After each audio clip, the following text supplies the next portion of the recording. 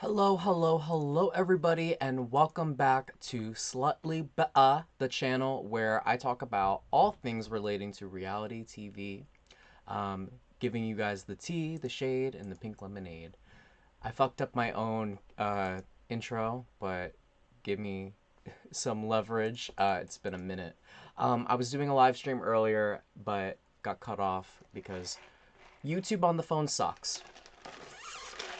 Anyways, today we are talking all things Big Brother 24, Week 1.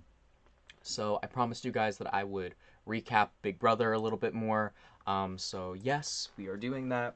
I think moving forward, I'm gonna do streams on StreamYard instead of on here, because I do have my friend Isaiah. Shout out to Isaiah's StreamYard, and it just stuff kind of just looks weird on here. So I think after this recap, like I've got like the dimensions of my webcam don't fit the dimensions of this thing. So moving forward, I'm probably gonna use StreamYard after this. Shit, I should probably switch to StreamYard right now, but whatever. I already started this, so we're gonna get going. Hey Evan. Okay, so I'm just gonna start over from where I was before I started the last stream. So it's a new season of Big Brother. How are we feeling about it? I gotta be honest with you, I am not feeling this season, like, at all. I have a couple of issues with this season. First things first, the cast is questionable. I have a couple of problems with the cast. Now, I usually what I do is I go through all the videos and I go through everyone's bio and I talk about each house guest. This season, they did not give us the luxury of getting to know the house guests, so let me quickly turn on my my little PC capture and let's talk about each one of these house guests really quick. Because I gotta be honest with you, I don't know their fucking names. Okay, so this is the Big Brother 24 cast that we got going on. Okay, my first issue. I'm gonna zoom out just a little bit. My first issue with this cast is that initially no one pops out to me. Um, I think the number one important thing when casting a reality show is everyone needs to have a distinct look to each other. When my biggest problem with Big Brother is always they cast like maybe two or three people each that have the same look. I remember in BB20, I couldn't tell Angela and Rachel apart. Now, just looking at them, you would be like, oh, well, they don't look anything alike. Okay, but when I'm on the live feeds and I'm just like looking at someone and I'm seeing like the back of their head, I'm not gonna know who the fuck is talking. Um, and some of these house guests blend in. They don't have a distinct look to them. And I'm just looking at this. Alyssa and Paloma look identical to me. And it's hard, and when I watch the feeds, it's hard for me to tell which one is which. And I think the same thing with Alyssa and Indy. Alyssa to me is just very fucking generic.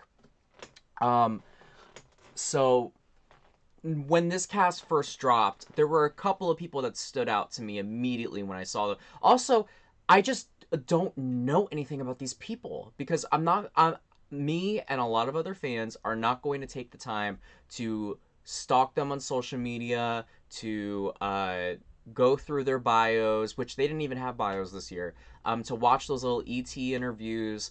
So I don't really know anything about a lot of these people.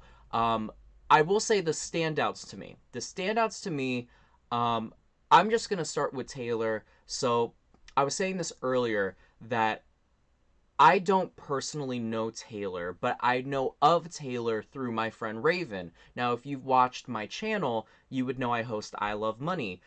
I know Raven because Raven competed on my show, I Love Money. She was on the second season years ago, which y'all seen the highlight reel for it, but you haven't seen like the full unedited season. Raven actually met me through watching my recaps because I've been doing recaps forever. I've been doing recaps since BB 17, 18. And Raven has come on and done recaps with me. She's played my game, all this stuff. Raven is in the pageant circuit. She won Miss Teen Louisiana like a couple of years ago. So she knows a lot of people in the pageant world. Taylor's one of them. So I knew Taylor was going to be on the show months before Taylor was even announced to be on the cast. Uh, Actually, she's the reason why a lot of people knew. And Raven coached Taylor before going into the game. So going into it, I had a stake on Taylor doing well because she's a friend of one of my really good friends, Raven. And if Raven coached her, Taylor's gonna play the fuck out this game because Raven. And no, this is not Raven from Big Brother. This is a completely different Raven. Look up Raven Ramsey. Um, Raven's messy as hell, and if she was telling Taylor to like play the game and nominate these big players, like I was looking forward to seeing Taylor play. Um, so immediately Taylor stood out to me just because of that fact. So I can't include her in the standouts because obviously the person that I recognize is going to be the one that stands out to me. Everyone else, Brittany stood out to me immediately with those bug eyes. I have to say my favorite part of the cast reveal was Brittany's big ass bug eyes in my face. She was like, to my internet kids from the 2000s, doesn't she remind you of the obsessed girlfriend, like the crazy ex-girlfriend meme? Hold on, let me pop it up. Wait, why am I doing that here? That's probably because I don't want y'all to see my search history. I don't want y'all motherfuckers to get my search history. So let me turn that down for a second. Let me get the crazy ex-girlfriend meme. She reminds me of this one. Here, I'm gonna show y'all. Doesn't she remind you of this girl? Like even to the shirt. The shirt looks exactly like her. I thought that shit was hilarious. So Brittany immediately, and then I found out she's a hypnotherapist. Dead as hell. Now, if you don't know what a hypnotherapist is, and let me tote my psychology degree. Basically, she uses hypnotism to help people. Like hypnosis, blah, is used to help people cope with repressed memories. Because sometimes you have memories or events in your life that you suppress because you don't want to deal with the trauma, and you need hypnosis to remember them and to pull that out of you. So that's what she does, and it's really dope. And it was actually really smart of her to not tell anybody, because I think initially people will hear hypnosis and look at how they fucking treated Taylor just hearing she's a pageant queen. So she did a good job hiding that shit. But immediately Brittany stood out to me. Also, if you're a fan of my channel, you'll know Heatherly Cameron. She reminds me so much of Heatherly Cameron. Except she's not Mormon. And isn't there a Mormon on the cat? Oh yeah, Kyle's a Mormon. Kyle's another one that just looks so generic. Like, what is he doing? Like, Kyle and Michael look... I'm looking at them right now. Kyle and Michael look identical. The only difference is Kyle looks like a fuckboy and Michael looks like a cat dad, and Michael is a cat dad. But Michael stood out to me too with the cat shirt. He's the cat dad. Like, everybody should have something about them. And I'm going to take back what I said about everyone needs to have a distinct look to them, because not everyone's going to have a distinct look to them. But I remember for American Idol, and no, not American Idol, Wipeout. Wipeout, they bring on 24 people every episode. Just random motherfuckers, and each one of them maybe have a minute of screen time. And they've probably had over 1,000 contestants on the show. But they make everyone distinguishable by giving them these little fucking stupid nicknames. Like, oh, that's Cat Dad. Oh, that's what was one of them? Moody Melody. I don't know. They give them these little weird nicknames. Everybody should have something like that, to where I immediately can connect to that person or know what they're giving. That's what it should be for every person. So I'm going to take back my statement about everyone should have a distinct look to them. It's not even about the look. Everyone should have something distinguishable about them. And so far, there's only a few of them. Michael is one of them with the cat shirt. He's the cat dad. He's a big super fan of the show. He's one of the few people that everyone has been a fan of up until this Taylor situation, on Twitter and Facebook and everywhere. Let me actually close Twitter. Michael, I like Michael, and he kind of reminds me of, see, I don't want to categorize all the all the twinks that go on the show, but he actually kind of reminds me of Johnny from Big Brother Canada 6. I'm hoping he has that same energy that Johnny had, because Johnny was a beast. And Michael won the first POV. Who else stood out to me?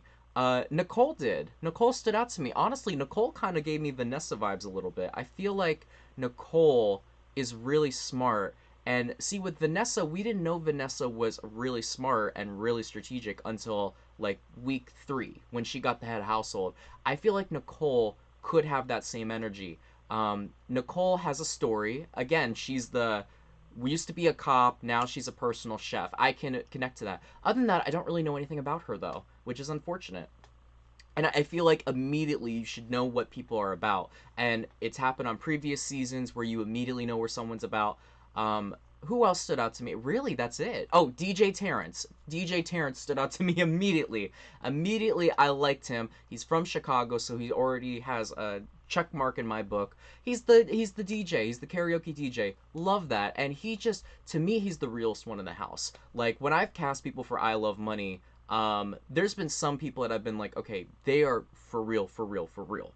I felt that about who have I felt that about? I felt that about Janine. I felt that about Sharonica, Enid, Aaron. Like there's just a couple of people that have come on that I'm like, okay, this is a real person. This is not someone that filters anything about themselves. And I like that. I like having someone on the show that kind of serves as an anchor to me to the real world, because some of these people on the show I'm just like, okay, you give me no kind of genuineness at all. Like Daniel, I get nothing genuine from that motherfucker. So I immediately really liked Terrence. And oh, that's my fucking psychology teacher from high school, who's a Big Brother super fan. He like collects stuff from the show. He's crazy. But Terrence is another one that stood out to me immediately. Other than that, no one else really caught my eye.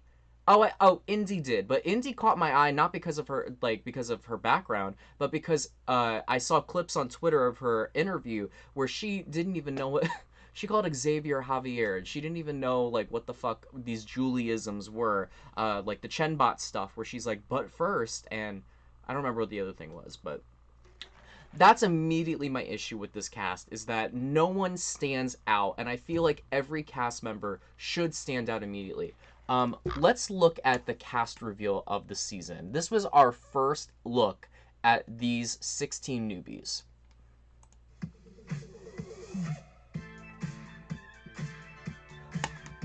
Okay, I want to go back to Kyle's thing. I'm going to give my take on each of their little things, because I feel like each intro shot should tell us about the person immediately. Okay, Kyle. And I'm also gonna try to give my take on each of them. Kyle, the first thing I thought of when I saw him was he looked like Garrett from Shane Dawson's old vlogs. And no, I'm not saying I watched Shane Dawson, but back in the day, before all that shit came out about him, I saw his vlogs, and he looks like Garrett, the Harry Potter guy, the guy that was obsessed with Harry Potter. He looked like him to me. I want to say he's the Mormon. He's the one that escaped the Mormon church, right?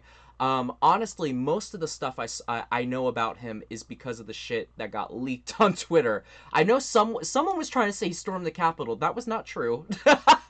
See, this is why I can't do Big Brother, because y'all will be out here fully making shit up about people. They like made up a whole screenshot about his thing. So he's not he didn't storm the I mean, he may have, but as far as we know, he didn't. He did like one of Trump's tweets, which again, y'all are like the FBI to find that shit out. That means you made an account just to follow him and then scroll through Trump's tweet Instagram to see if he liked any of the posts. So he apparently is a Trumpy in some form or fashion, because no one likes Trump's Instagram unless you're a Trumpy.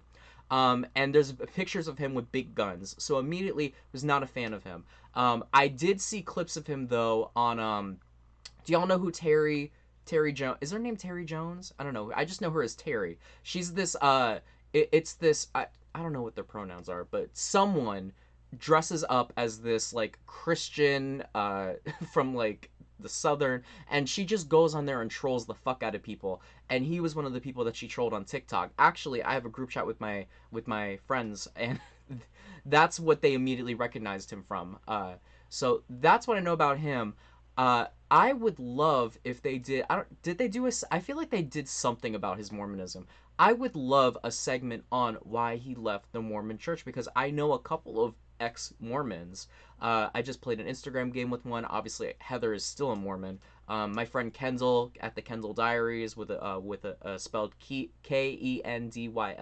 They're all ex-Mormon. So I would love to hear why he left the Mormon Church. I see. I can't get behind him because all I know from him from the show, because I'm telling y'all, I can't watch the feeds because all it is with the feeds is them bashing Taylor. But this motherfucker just gives me trying too hard. He's extra, like, even on the show, he's like, when he gets eliminated. It's like, bitch, sit the fuck down. Sit the fuck down. But that's what you get when you cast a TikToker. But that's what I know about him. Other than that, he's not giving nothing on the. I don't see anything about him on these updates, anything like that. Because like I see like the Twitter updates, I see nothing about him on the updates. So he's just there. So if he would, tone down the extraness and tell us about, his escape from the Mormon Church, I could get behind that. He's unemployed, not really surprised. But yeah, I got Garrett from Shane Dawson from him.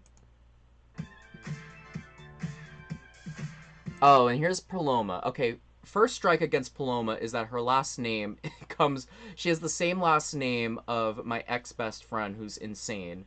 So that's the first strike against her. I don't know. Maybe it runs in the last name. She's 22, so she's my age. I don't know why, but she looks much older than me. I gotta say, Paloma is a crackhead, and I like crackheads. So I'm disappointed. I'm disappointed that Paloma is saying and doing all of this crazy shit. Before the show, could not pick her out of the bunch. Like she was just one of the people that faded in the background. But on the show, she had the most diary rooms. She has the most visibility. She is the main talker in the house. Um, Honestly, one of the most interesting people in the game. I have to say it, but she's so unlikable because of the shit she's saying, and it's disappointing because I feel like she kind of reminds me of Caitlin Herman a little bit, where Caitlin Herman is this big personality that's really interesting to watch, but just not rootable because she says this weird shit. Like, I'm not going to repeat any of the stuff she's been saying, but she's been like saying stuff that's like, well, I can't really speak on what's cancelable and what's problematic or not, but she's just been saying things that are like, the line of like, that the line that the like comedians are on where there's a line that you step over and once you step over it, you're done. Like she kind of plays tug of war with that line and hangs off the edge of it as close as she can before jumping off. I mean, this girl is nuts. She's over here saying, I'm creating a peaceful environment in the house. I love everyone. I'm gonna split the money with you guys and invest my money in y'all. We're gonna get into all the crazy shit she's been saying too when it comes to racial stuff as well. Don't worry. But Paloma is just unhinged. If I could describe her in one word, I would say unhinged. If I could describe the other motherfucker, already forgot his name, I would say he's extra. The last one we were looking at, he's extra. But she's unhinged. She's been telling people she knows everything in the game. She has all the info. She's the mastermind. She already knows she's going to win. And it's just so funny to me because like I see her projecting all of the issues that she has with Taylor cuz she's been the ringleader. She's the one that started all of these issues with Taylor and made the whole house hate Taylor. All of the issues she has with Taylor, she's projecting onto Taylor because she said that Taylor's cocky and thinks she's going to get to the end. You're over here talking about how you're going to get to the end. She's saying that Taylor's not for the girls. Bitch, you're over here targeting a girl and kissing up to all the guys. Like, Paloma is just a big-ass hypocrite, and I wish that she wasn't... I don't want to say problematic, but I'm going to say problematic. I wish she wasn't problematic because she's actually really entertaining to watch. But I don't know. This hatred that she has for Taylor is just really weird. But before the show, I didn't really get anything from her. Like, I didn't even know she's an interior designer. Who cares?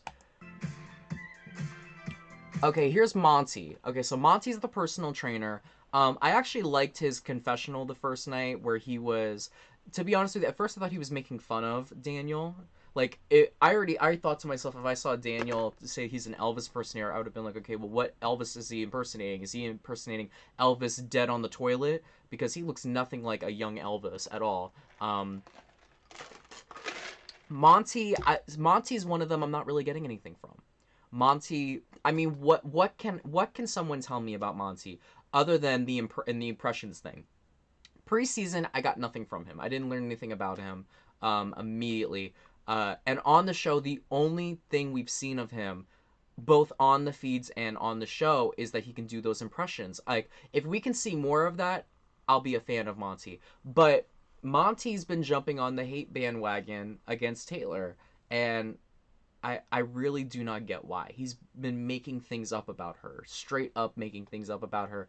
He's also been saying a lot of shit that I don't feel comfortable commenting on because it's not my circle, it's not my zone to really give my take on it. But he's just been saying a lot because it's not it's you know what I'm saying. I don't want to speak out of turn. But the things he said about Taylor to me is really disrespectful. Uh, but just going into it, he's the first guy from Delaware. My friend Isaiah is from Delaware, so I was a little hyped to see someone from Delaware. But yeah, I can't really tell you anything about him other than like he does the impressions on the diary room. He's like one of the you know how they cast the meatheads. He's like one of the meatheads they cast. Okay, here's Jasmine. Um, Before the season, got nothing from her other than that hideous outfit. What is that? An ostrich tutu? Crazy. But once I saw her on the show, the accent is what got me. She's the I'm Jasmine. I was talking with one of my friends. I don't want to. Is this mean to say? She kind of reminds me of Toddlers and Tiara's Honey Boo Boo Mama June. She gives me that energy. I don't know if it's the accent, I don't know if it's the glam, but she just reminds me of Mama June, Honey Boo Boo, Toddlers and Tiaras. I'm gonna say Toddlers and Tiaras because I'm not trying to be mean. But it's the glam, the country accent. Uh, she just reminds me. No, it's Sugar. She reminds me of Sugar from Total Drama, Pacateo Island. If you haven't seen that, look that up. She kind of gives me Sugar. And her personality on the show is very much like Sugar. She was calling, what was she calling Taylor? I mean, everyone's calling Taylor some fucked up shit, but she was calling Taylor, I hate that fucking bitch. She was saying some shit like that. She's wild. Anyone with a thick southern accent, I enjoy. I'm hoping that once Taylor is, like, able to leave this toxic ass environment, Jasmine gets better. But so far, Jasmine's just been a bandwagoner. I liked her segment on the show tonight, though. I will say that, but yeah, not really getting that much from did I say Taylor? Jasmine. I don't know if I said Taylor or Jasmine. I don't know, but Jasmine, Sugar. Okay, Michael. Michael's the attorney. Good thing he hid that. He's engaged. He's a cat dad. He is an order, and which he plays the online Big Brothers. And he was actually on Audrey Middleton's thing, one of the minis. He's a cat dad. He's one of the ones that stood out immediately. Yeah, I like him. I don't really think there's that much to really say. I saw clips of his. I didn't really watch the preseason interviews, but I saw clips of his, and he talks a big game. He talks like he's gonna be a super fan. My hope is that he talks the talk and walks the walk. Because there's a lot of super fans that come on the show and they talk a big game and then they don't do shit. I hope he actually does shit, and I like that shirt. But yeah, I like Michael, and Michael's one of the few people that's actually treating Taylor like a human being, so I can vibe with Michael. Oh, and he's from St. Michael. Okay, here's Taylor. I was talking about this earlier. Taylor is actually probably one of the most beautiful people to be put on the show. Period. And obviously everything to do with looks is what's the word? Subjective. She's one of the most stunning people. I see why she's won all those pageants. She is stunning. To me, I think I said it last season that Azza was the most beautiful person ever be cast on the show, in my opinion. And I think Taylor's right up there with her. Taylor is just stunning. And I think that's part of the reason why everyone is so mad at this girl or this woman, because she's confident, she's beautiful, and she's a great competitor.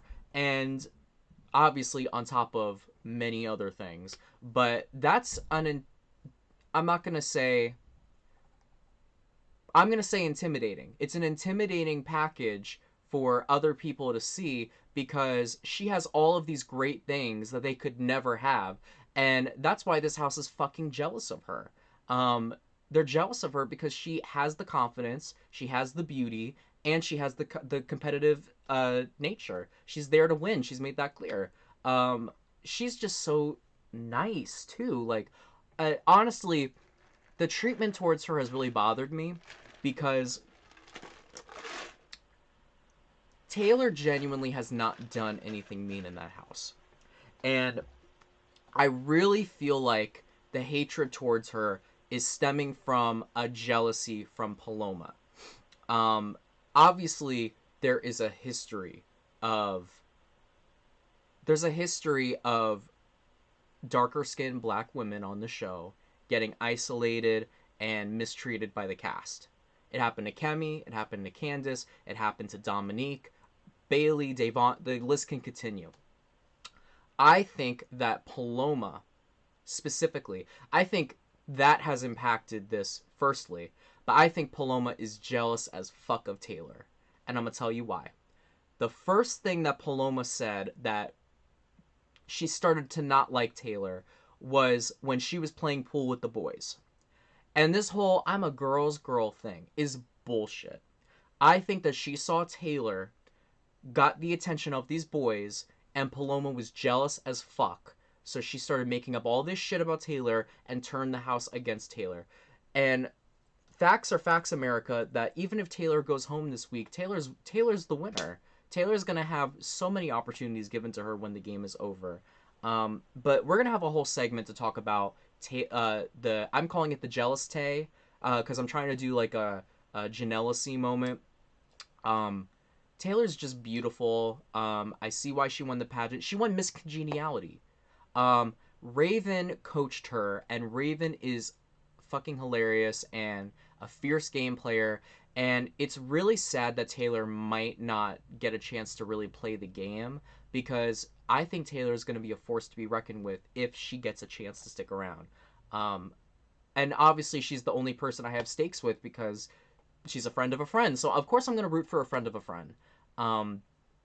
So I'm hoping that she survives this week somehow, some way, and I really, really like her. Okay. Okay, I have been replaying that moment. I literally have it saved on my phone. The Bug Eyes. Okay, the Bug Eyes killed me. Immediately, she was my second favorite because Taylor was my first favorite. She was my second favorite. Immediately. The dress is giving Handmaid's Tale Martha. Martha from Handmaid's Tale. The bangs are giving Heatherly Cameron. The eyes are giving crazy stalker ex-girlfriend. The teeth are on point. I'm jealous. I wish I had great teeth like that. Brittany, and then the hypnotherapist, I was immediately in love with her before we even saw anything from her on the show. And I wish I had that energy towards everyone on the cast. This, to me, is how you cast someone from the show. Someone that you can immediately be like, okay, I get the energy from her. From her talking into the camera like this in the preseason interviews, which is another clip I saw. I could immediately tell what this woman was about. And I really like Brittany. And I'm hoping that she wins the fan vote. I know that the show is pushing Paloma. I really hope she gets saved by the audience and that Twitter put in enough votes for her. I've been voting for her. So I really liked her from the second I saw her. Excuse me. Okay, this motherfucker. Okay, first things first, he looks terrible. I really hate to say that, but he needs to comb that fucking hair. It looks like he has not washed that hair since Elvis was alive, and this motherfucker wasn't even alive when Elvis was alive. It looks like that hair is thirsty. In fact, do you want a drink? I got a drink for you. You know, we need to start a GoFundMe to get that hair a glass of water because it is thirsting. Just like this motherfucker is thirsting to be the ultimate super fan of the show and the only one there. Uh, I saw a Vegas performer and I thought to myself, was he on America's Got Talent or something? Because Vegas is like filled to the brim with all those AGT rejects. Just like what was his face? The one oh he's probably coming up later on this very thing. But yeah, Daniel, I didn't get anything from him. He had one of the distinctive looks from honestly, the only thing I recognized about him was the Vegas performer with the weird hair. Um, the crunchy ass hair. That hair is so bad. Like I can't ugh, that like ooh, it looks like piss and shit. I hate when people do those piss and shits highlights. Like look at this. This is the piss right here, and then that's the shit right there. I hate when people do that. It looks so bad. Um, and I don't want to comment on the teeth because my teeth are not good either. But this motherfucker has had Daniel Durston. Oh, he's a Canadian. I forgot he's a Canadian. I think is he the first Canadian to be on Big Brother? I forgot that they even allowed Canadians on whatever. Or is he from America? I don't know. But no, I guess he is from Canada. But yeah, we'll talk about him later, but I didn't get much from him coming in other than the look.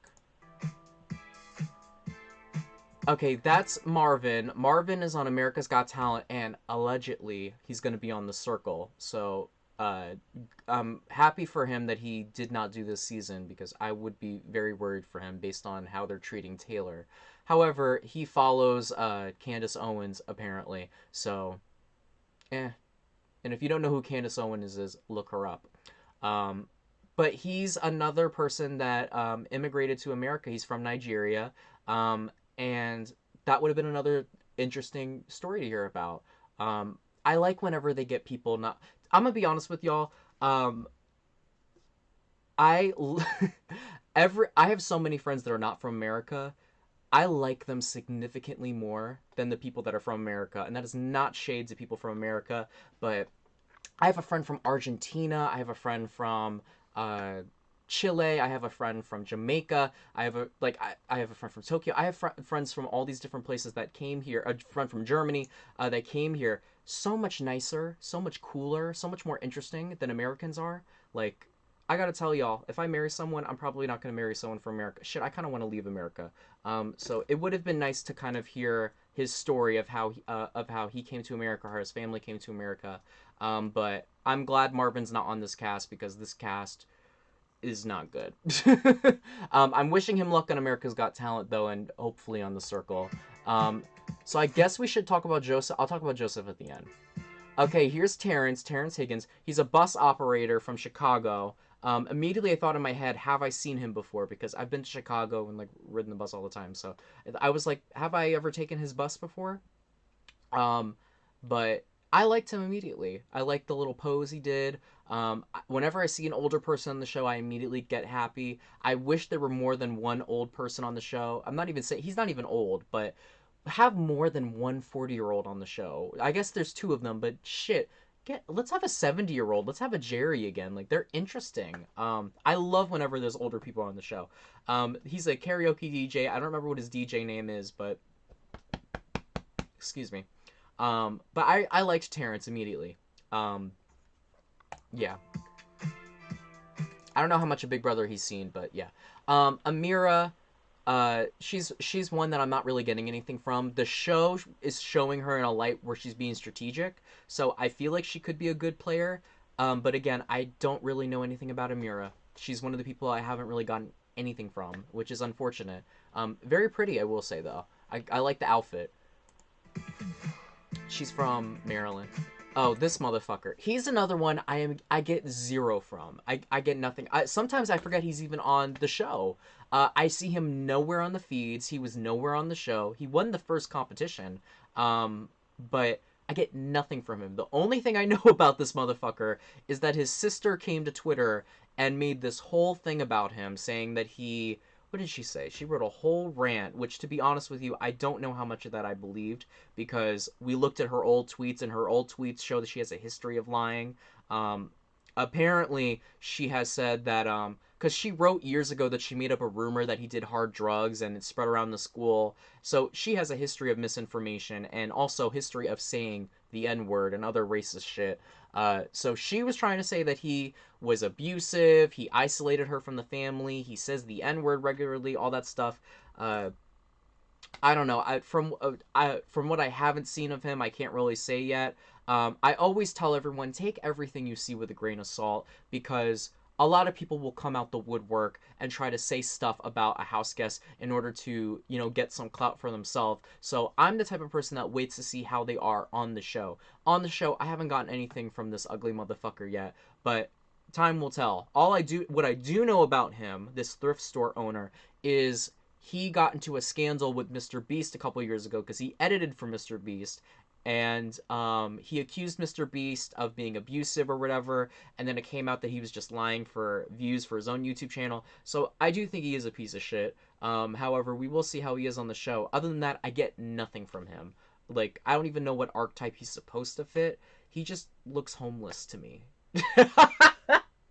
Just a little homeless. Okay, so that's Turner, Matt Turner, like Timmy Turner. Okay, the pooch. I'm gonna well, not affectionately, but I'm gonna call him Cooch throughout the season because I like Coochie. I mean, from Staten Island, already a big X from me, like on AGT. Uh, Even though he's a New Yorker, he's the only New Yorker on the season. He's the only native New Yorker. Usually I root for my New Yorkers, not if they're from Staten Island though. Why? Because Staten Island is trash. I need to get my megaphone. I need to get batteries for my megaphone so I can start megaphoning this stuff. But immediately I could tell that he's a sleazeball, with the slicked hair and all that stuff. Pucciarelli. I will say that I don't know why he's using that dumbass nickname. I guess it's for his last name. He's an assistant football coach. I don't know. He just gives me fuckboy. Like, that's all I get from him. He's another one that fades into the background for me that I don't really know. Like, if I see him, okay, I know that's the pooch or the cooch. But again, he fades into the background of the fuckboys. He looks like a generic person they cast for the show, and that's really my issue with a lot of these people on the season. He just looks like a generic Big Brother contestant. And I get nothing from him other than him being the backstage boss or whatever the fuck. So that's Cooch, 24. Cooch, 24, New York, or wherever he's from. Okay, here's Nicole. Okay, Nicole is 41. She's the second oldest. She's from Florida, Fort Lauderdale. Private chef, used to be a cop. I want to hear why she stopped being a cop. I'll lean in a little more. I want to know what's her story. Why did you stop being a cop? Why be a private chef? What was the reasoning? I want to hear that. Again, I feel like she's in a great spot right now. No one's really looking to target her. She's not in any of the big alliances, which I actually think is a good thing because I think all those big alliances at some point are going to explode and something new will form. I don't think that girls' alliance is going to stick. I don't think that boys' alliance is going to stick. So I think that she'll rise from the ashes and do pretty well. I see people don't like her. I think they don't like her because they don't like Daniel. I'm hoping she brings something good to the table, but we'll see. But yeah, there's not really much to say about her because it's only week 1, and she hasn't really been impactful in the house yet, other than she has that dumbass final 2 with Daniel. But yeah, I want to hear what's her story. Yeah. Okay, here's Indy. Immediately, Indy was one of my favorites. She kind of... Okay, I don't want to compare her to this person. I don't want to compare her to this person because I just said she's one of my favorites, and obviously the person I'm going to compare her to I don't like. She kind of reminds me of Melania Trump a little bit. Just a little bit. I don't know if it's because she kind of looks like Ivanka, but her answers where she didn't know anything about Big Brother. It was so obvious she had no fucking idea what Big Brother was or anything about this show. She's clearly a recruit. It just reminds me of Melania. How whenever Melania spoke, Melania's just like, okay, whatever. Because clearly Melania did not. That's a whole nother political issue, though, to talk about how Melania obviously did not want to be the first lady. But she kind of gives me that bougie, doesn't really know what the fuck is going on vibe, but is just a free spirit. I like Indy. I don't know how much of the bashing on Taylor Indy has been part of, but I do like Indy. Apparently, she does private jet things. Flight attendant. She said Jake Paul's an asshole. Not really surprised. Um, I just like her. I think she's really funny. Some people were saying she looks like Abby Maria. I'm not gonna. She's not like Abby Maria. Just because they're both from a foreign Latin country does not mean that they're going to be similar. She does not give me Abby Maria at all. She's really fun loving. I actually really like her. I'm hoping that we get to see more of her personality come out. They almost backdoored her this week. But yeah, I liked Indy from the jump. Hopefully she gives us some good content. A lot of the time the recruits actually do good because they have no expectations going into the show. Okay, and then here's Alyssa, and I really don't mean to dog Alyssa too hard, um, but she is the most generic house guest on this season. She just looks like, okay, pretty girl, throw her on the show. Just like Cooch is the generic fuck boy to throw on the show, she's the generic fuck girl to go on the show. Really pretty. She's from Sarasota, Florida, just like the last Alyssa was, which is kind of weird. Just like the Hayden Voss energy. I don't know. She kind of reminds me of Ashlea from BB6. All we really know about her is that one stupid ass comment she made about Newark. My personal hope, I hope she goes home this week because she's in that majority. She's one of the head people talking shit about Taylor. I know people want Paloma to go home. I kind of want the mess. I don't want Paloma to go home because of a twist. I want Paloma to get her ass handed to her because guess what? Paloma's gonna leave and she's gonna be like, well, I would have won if I didn't get fucked over by the twist and blah blah blah blah. So no, Paloma can stick around and send her right hand woman home the first week. Get this girl out the picture, let Paloma lose some power, and then let Taylor and Michael and Brittany get control and fuck that shit up. My hope is that she goes home first. So yeah, that I believe is everyone. I think the only one I haven't talked about is Joseph. Again, there's nothing really to talk about with Joseph other than I believe he's the second Arab person to be on Big Brother, which is crazy. The only other one is Kaysar to my mind. I think there's more. I know Big Brother Canada has had more, but as far as I know, it's just him and Kaysar, which really is disappointing. And he was an alternate. Joseph is just nice. Like there's nothing really to say about him other than he's just nice. So let's talk about the episode. Before we talk about the episode, I'm gonna check in with y'all really quick and see if y'all are saying anything or whatever. Okay, let me look at what y'all are talking about in this chat real quick.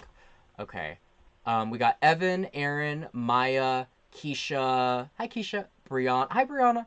I think it's, and then Mysteriously Kind. Okay, so we have the regulars in here. I'm here for it. Let me read some of y'all's questions before I continue. I heard she said the N-word. She said the N-word? Where'd she say the N-word? I don't know. I'm gonna need, listen, I'm not someone that just believes something when I read it. I really hope not, but we'll see. I think I saw someone say, yes, Terry Joe. That's who it is, Brianna. Thank you. Monty is a hell no. Well, I read some of the stuff Monty was saying, and it's like, girl. Maya asked me who my winner pick is. I don't really have a winner pick, to be honest with you. Usually I do. Who was the first person I picked for? Oh, I think I said Nicole was someone that I thought could win the whole thing. If I had to pick right now, I would probably...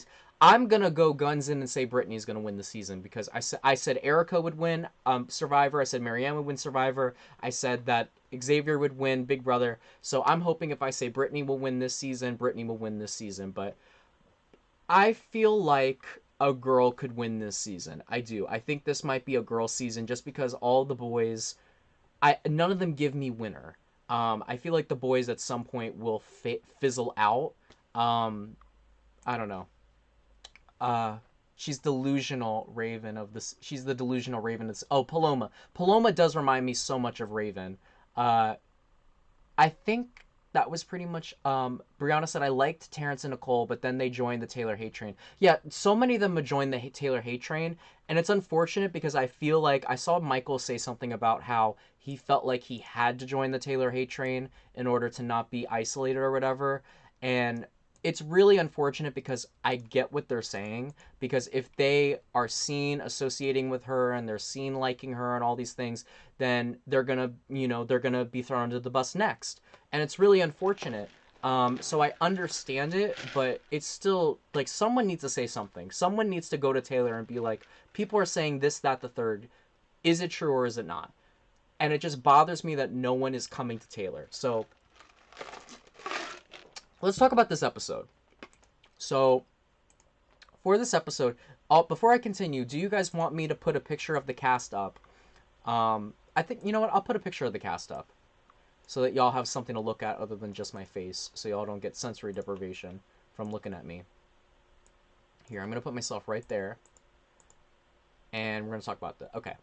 So, going into this week, the first episode, we have the, actually, can I just get screenshots from the first competition? Let me see if I can find screenshots from the first competition. Yeah, let me do that really quick. Okay, so the opening twist was that the game was split into 3 different competitions for the head of household. I liked that. And I've been meaning to do that for I Love Money.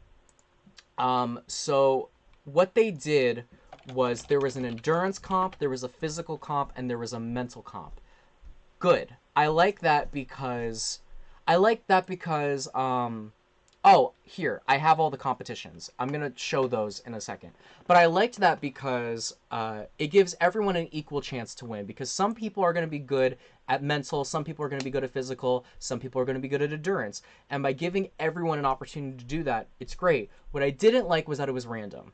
I felt like everyone should have been able to pick. They should have done it Drag Race style, where, okay, these are your 3 challenges. The first 5 people to each station gets to play that.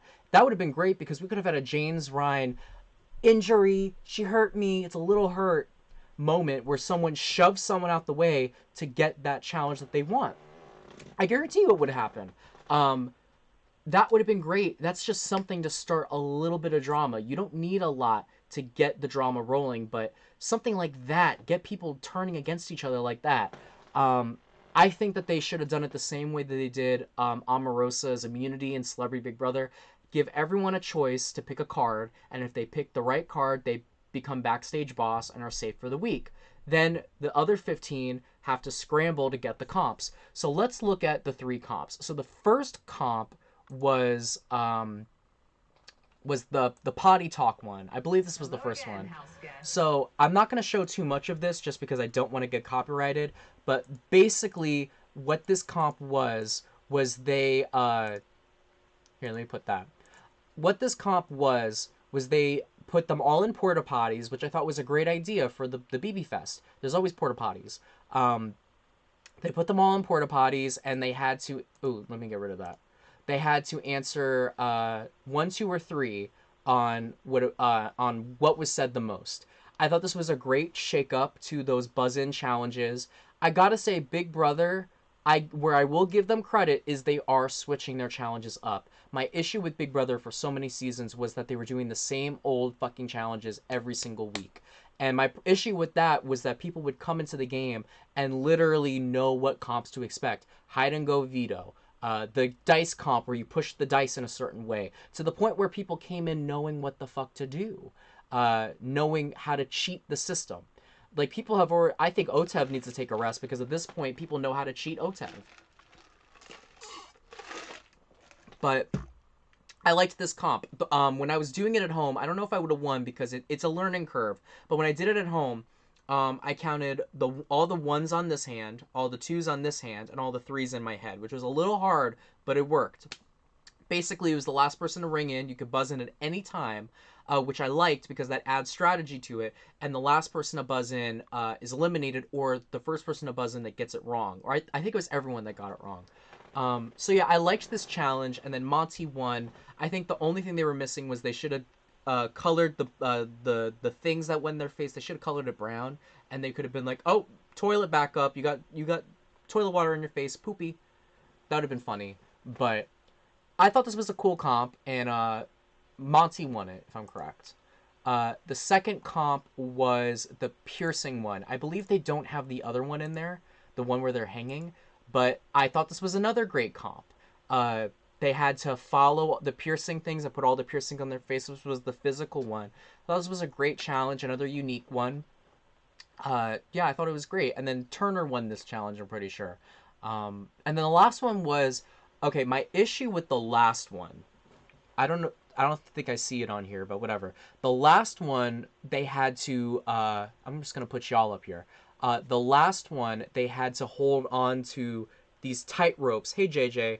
And they had to hold on for dear life. And my issue with that challenge was it was clearly skewed to help the men, because women have core. They have core strength. Men have upper body strength. So that challenge where you're just dangling for dear life is going to benefit the man and not benefit the woman. So a woman was not winning that challenge unless all the spots were women. So, excuse me. Oh, the blue liquid from a... Oh, okay, I didn't know that, JJ. Thank you. But, yeah, I kind of had an issue with that challenge just a little bit, because there was no way a woman was winning that challenge. So, yeah, I forgot who won that one. Michael? No, not Michael.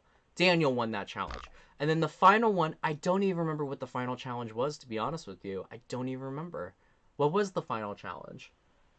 I don't remember. I don't even care. I think it was like, oh, it was they had to assemble a puzzle of a drumstick or something. Whatever. Daniel won the head of household. So, Daniel's HOH. So, let's talk about his terrible HOH run. His HOH run has been a fucking disaster. So, first things first, he has not gathered any type of intel with his HOH reign. He has done nothing with his HOH. All he has done is pissed people off, made enemies, and just done what the house wanted. He has not set himself up next week to be safe. So, when you win HOH, I think being the first HOH... Oh, and we gotta talk about the backstage twist or whatever the fuck. I don't even... Whatever. But when you're the first HOH, you are in a great spot. Majority of the first HOHs make the jury. A lot of them win the whole game.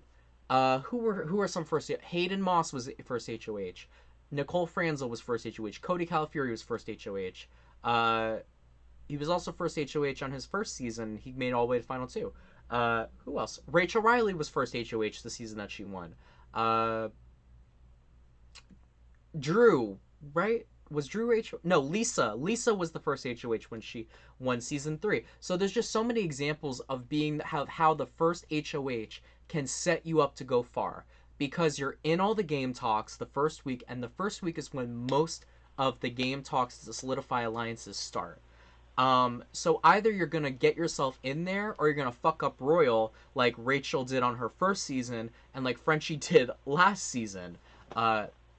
Daniel is like a Frenchie part 2, because he's been turning people off when he should have been using his HOH to bond with people. I mean, key example is denying... Okay.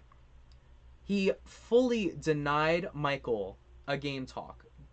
Michael wanted to talk game with him, and he basically said no to him. Basically, he said no. Then, when he did talk game to him, he gave him, like, nothing. And it's like, you have someone that is trying to talk game with you when the rest of the house guests are doing the bare fucking minimum and just asking for safety. And you keep all of them safe, but not... I don't know. Daniel has had so many warning signs of alliances happening that he's not part of. For example, you have Paloma. Paloma's coming to you and saying, well, I'd really like 2 guys to go on the blog, and you know what, me and the rest of the girls, we'd back you up. Okay, all the girls are working together. Done. Obvious as hell. How much more obvious did she have to make that pitch? And I'm pretty sure Amira said the same thing of, oh, all the girls would like a guy to go home, or Taylor. So my thing is, I wouldn't have even blamed him if he nominated 2 girls. Because you just said that all the girls are together. He could have just thrown up fucking, I guess Paloma and Alyssa and Brittany all were not eligible. Shit, put Amira and Indy on the block. If I would have heard that, I would have been like, or Jasmine, I would have been like, wow, okay, the girls are working together. But first things first is that look at this cast. Who sticks out like a sore thumb from this cast? I would say Brittany, Daniel, Terrence, Turner, Nicole. I would even throw Jasmine in there, maybe. They all stand out. Why? Because they're not the young, pretty, sexy bro dude archetype. They're not. The rest of these contestants could all fit that. They're all young, pretty, attractive, whatever. So immediately, Daniel, you're coming into the game as an archetype that statistically does not do well. Statistically, you do not win. The only archetype that does not fit that mold that statistically has done well is the nerd. And I would say that this season, Michael is supposed to be the nerd. So you should be trying your best to flip that, right? You should be trying your best to change that because statistically, you lose. So why would you, on your first HOH, where you are setting up the, whatchamacallit, what is it? You are setting the tone of the season. Who do you go after? Oh, I'm going to nominate the oldest house guest, and I'm going to nominate the nerd. And even though I said the nerd statistically does well, the nerd is still the outcast. So you're going to use your first HOH to nominate the 2 people that are not part of that pretty young. How many seasons so far has it been the young, attractive, and I'm using that word loosely because I don't think most of them are attractive. The young, attractive, athletic male has won the game. How many seasons? Xavier, Cody, Jackson, Mickey Mouse, whatever. I even would throw Casey in that because she's athletic and strong. That has been who has been winning the past couple of seasons. If I was you, you gotta go first. And last season opened the door for that. Frenchie was a dumb motherfucker who made way too many promises, but he had the right idea with his first HOH. You take out people like Travis because they're going to blend in the most. You want to remove people like that from the game so you can take their spot. So he's choosing with his first HOH to nominate 2 people that usually are not in that inner circle, and now one's coming down. The archetype that usually wins, by the way, is coming down. And we've seen that many seasons where the nerd was saved the first week. Ian got saved the first week by Mike, and then Steve won the veto the first week, and when he was actually going to be targeted.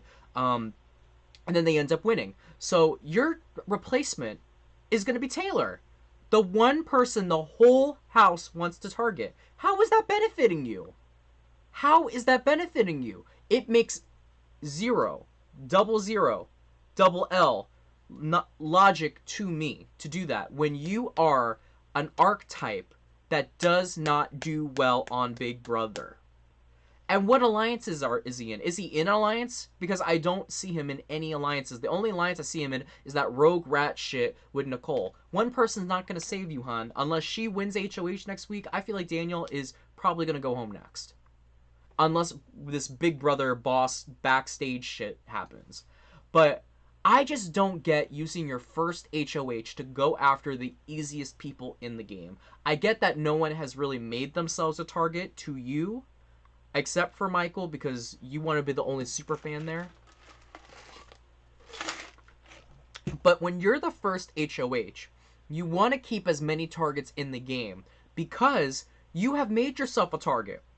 You're the first HOH, you're the only one to get blood on your hands. So going into the next week, especially when you have 2 people that you're going to nominate that are going to stay, you want there to be a clear target. So him going after Taylor, first of all, is stupid as shit because all the stuff about her is not true. But even besides that, Taylor going up is dumb as hell for you because you have a whole house that hates her.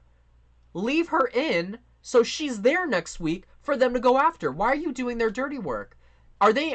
Unless you are in an alliance with all these people, him going after Taylor makes 0 sense. His HOH is so dumb and pointless. Just like Cliff Hoggard's dumbass HOH where he let Jackson and Jack slip by when he's not in alliance with them. So Daniel's HOH run has just been awful. All of these girls and all of these guys do not like him. They are talking shit about him behind his back. I think that if Taylor goes this week, I think they're going to talk shit about Daniel next. I think that this house is very similar to BB21, BB15, BB19. And obviously we see a trend with that. But on top of all that, those houses would pick a house guest. I'm not even going to include 15 and 9 and 15 and 21 because that was mostly microaggressive stuff. I don't even want to give him that energy. I'm going to say BB19. It gives me the vibe where the house will pick one person to pick on, and they'll talk shit about them for the whole week. And I feel like they're going to take Taylor out this week, and then they're going to direct that energy to hit that motherfucker next. That's what I feel. I feel like that's what this house is because you have a lot of young, catty girls, gossipy boys, and they're just going to pick a person that they don't like or they're jealous of or doesn't fit in, and they're going to isolate them and they're going to talk shit about them. And I feel like it's going to happen to Daniel next. So I'm not going to have any sympathy for that motherfucker when next week he's on the block going home and everyone's talking shit about him. No sympathy at all because he's not even worth. And what really bothers me is that he's doing this shit to Taylor when Taylor is nothing but nice to him, has said she wants to work with him and protect him. She's a great competitor, so odds are she could win the next HOH. He's sending her home for no reason, personally or strategically, and he's sitting there talking about how, oh, I am really scared that I'm going to lose my job because I'm going after Taylor. How about worrying about her as a person? How about worrying about how much shit you're talking about her and how it's going to damage her? She's crying all by herself, and you're sending her home for no fucking reason. She's done nothing to you.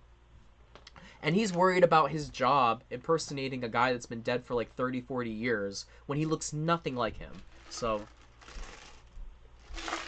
ain't no tears left to cry for Daniel.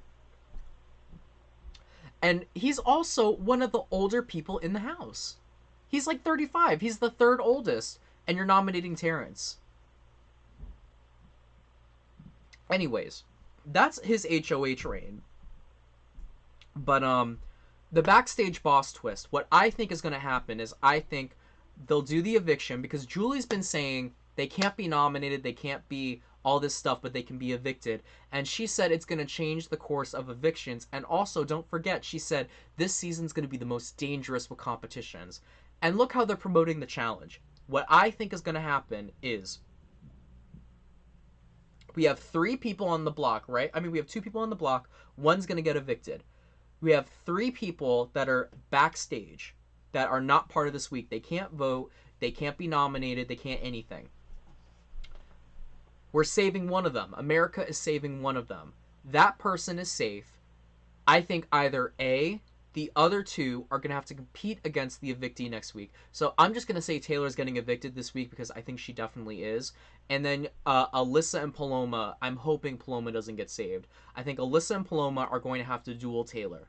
I think there's going to be a challenge. The 3 of them, last person in the comp is out. I think either that or Taylor gets to pick her competitor. She gets to pick either Alyssa or Paloma to battle. That's what I think. And I think it'd be interesting if she got to pick. Okay, sorry, that was my AT&T. I think it'd be interesting if Brittany gets saved and then she has to pick Alyssa Paloma. And how vindicating would it be if Taylor gets to duel one of those 2 when they are the leaders of this hate brigade against her? She gets to battle them and then send one of them packing. I think that would be instant justification. And then guess what? I think after whoever wins it, they come back and they're the new backstage boss and they get to name the next 3 nominees. That's what I think is going to happen. I do. I think that's what's going to happen. And I actually think that would be a dope-ass twist. I do. I think that would be a really fun twist. And I think that they're trying to mimic what the challenge is. It would basically make this season the challenge. The only flaw with that is I think people are going to be too scared to evict any of the men. I think that it's going to be all the... But honestly, these girls deserve it. I don't really care for any of them. this is going to be a free pass for all the alpha males because I don't think anyone's going to have the balls to try and get Joseph, Kyle, Monty, or Pooch out, or because they're going to, or yeah, they're the only alpha males I'd say. Because they're going to think that they're going to win the challenges, which isn't necessarily so. I mean, we've seen with these challenges, it's not all about being the buffest or the strongest. In fact, a lot of these challenges, being buff and strong, can be to your deficit. So I really hope that this house isn't terrified of nominating them because they're afraid they're going to win their way back in. Um, but I think that's what's going to happen. Taylor gets evicted this week, and she gets to pick Alyssa or Paloma to duel, or she duels both of them, and winner stays, loser goes. And I'm kind of here for that. And then the next week, whoever wins that duel becomes backstage boss and nominates 3 people to be backstage, and then so on. And that'll probably go on. I don't think it'll go on the entirety of the pre-jury. I think it'll go on for 4 weeks, because usually they do these things for 4 weeks, like or for 3 weeks, like the safety suite and all that stuff. They did that for 3 weeks. The captain's thing, the coaches thing, they did that, and the teams thing, they did that for 4 weeks. So I could see it lasting for 3 to 4 weeks, maybe 5. And I'm kind of here for that twist. I'm here for that. I really, really hope that Taylor gets some kind of vindication. I think that's the only way that this season gets saved, because right now it's looking like a Big Brother 19, Big Brother 21, Big Brother 15. No one wants to watch that. And I've been telling y'all, don't watch the feeds, because if I just watched the television show, I would know that there's jealousy, because Paloma's jealousy has been broadcasted to us, but I wouldn't know to the extent, because the stuff that's being said about not Paloma, about Taylor is just really fucking weird. Honestly, I don't feel comfortable having a conversation about this, because I feel like it's not my conversation to have. But I think that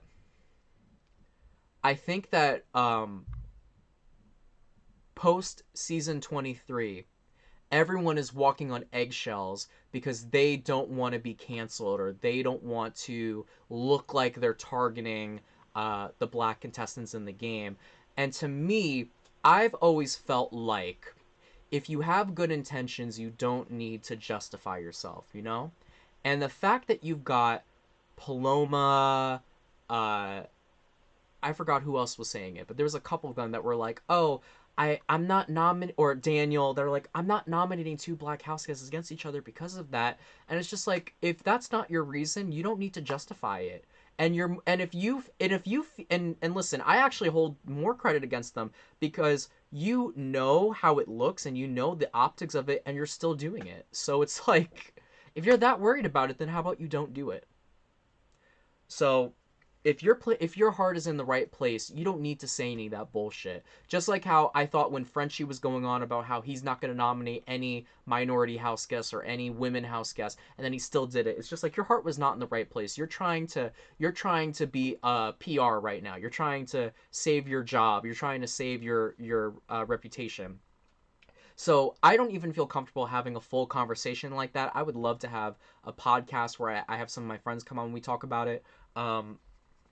But that's been one of the most annoying things to watch on the feeds, is these people saying the dumbest shit.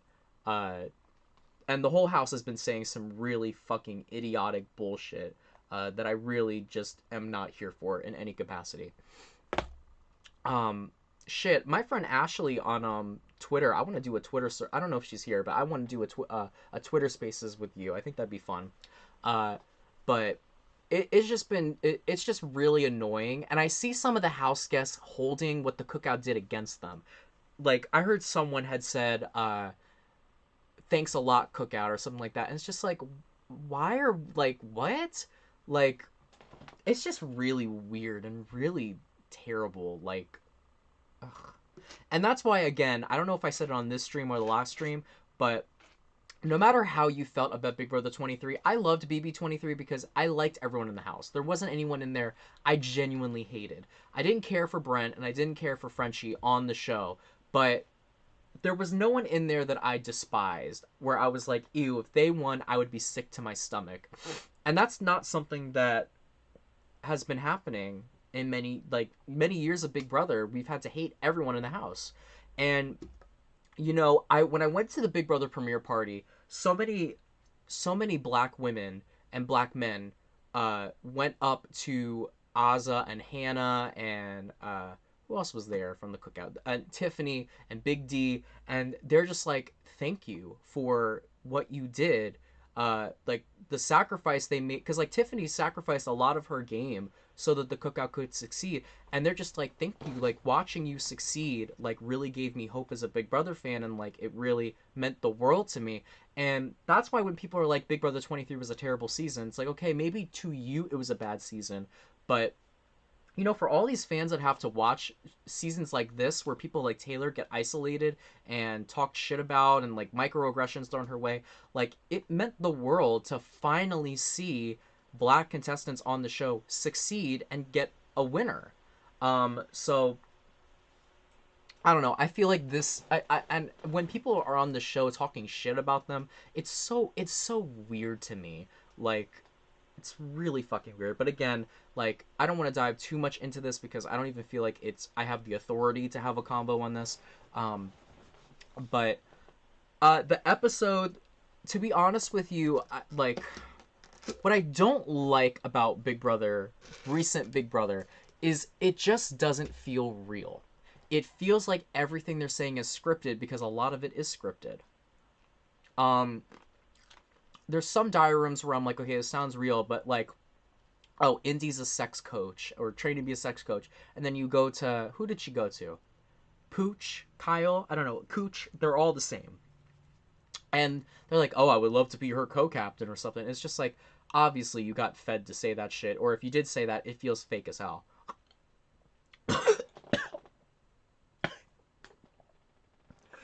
Bitch, I just choked on ice. Oh my god, I'm in the basement and my nose is running and I was trying to eat some ice and the shit went down my throat. At least I know I got a gag reflex. Oh, my lord, I'm hot. Ooh, hot as fuck.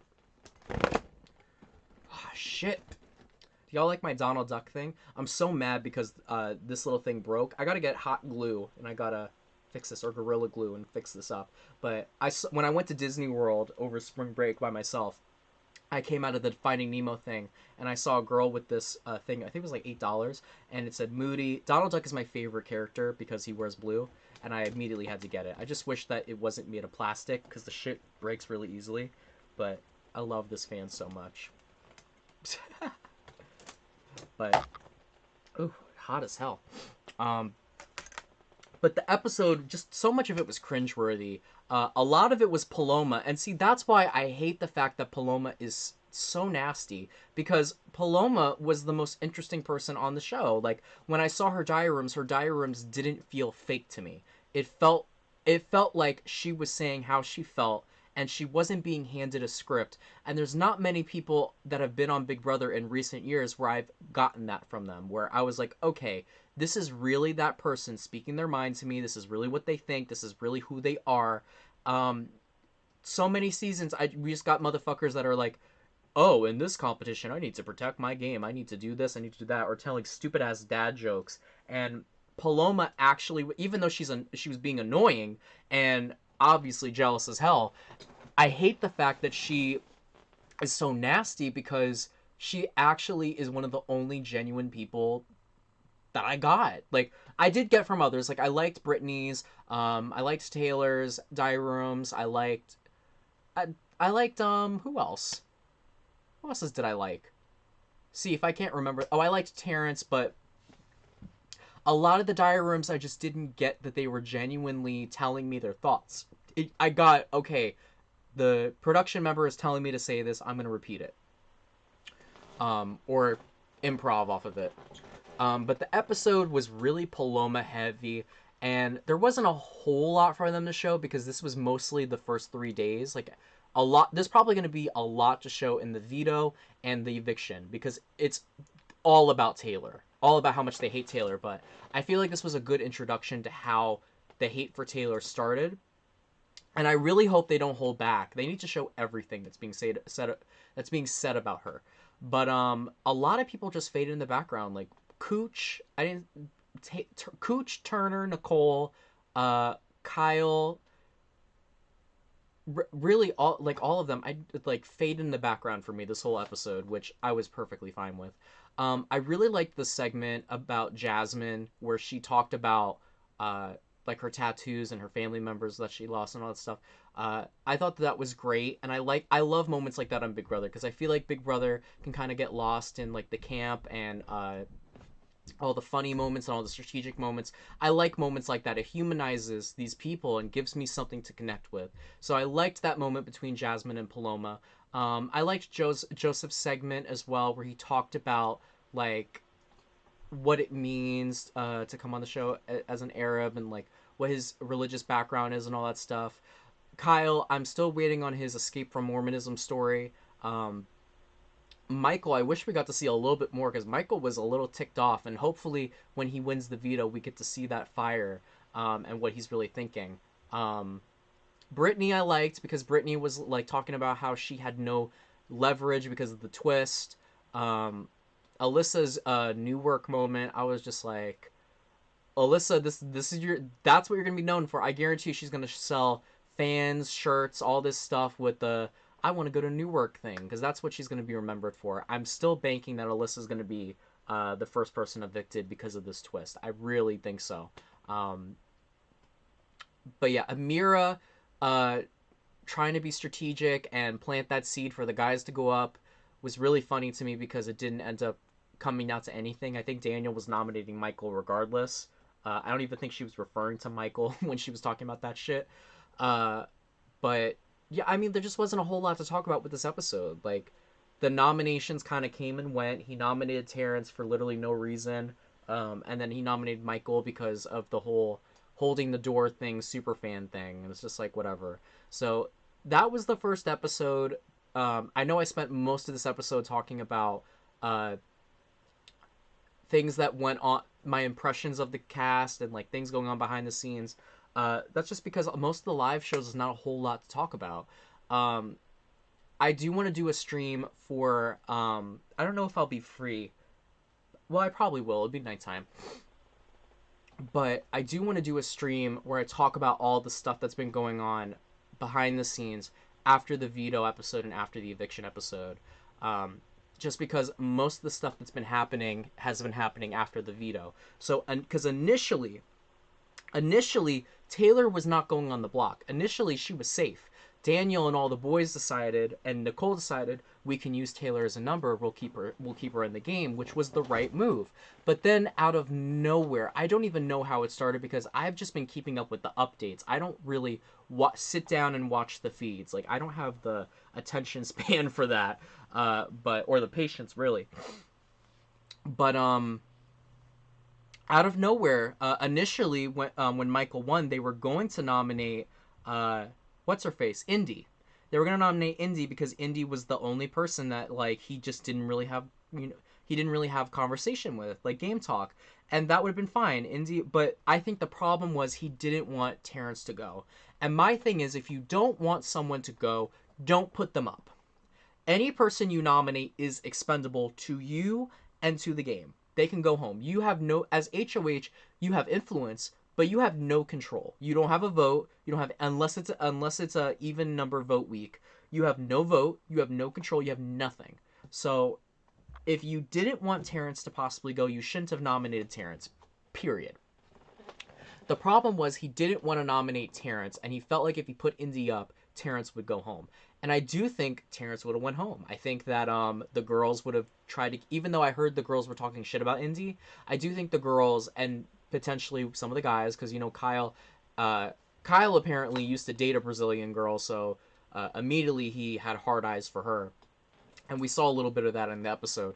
But I feel like Indy probably would have stayed, and Terrence would have, you know how in season 20, Sam was supposed to go home first and Steve was safe, and then out of nowhere everything turned on Steve for literally no reason. I feel like that could have happened to Terrence, like where he just gets outed, gets pushed out of the house for no reason.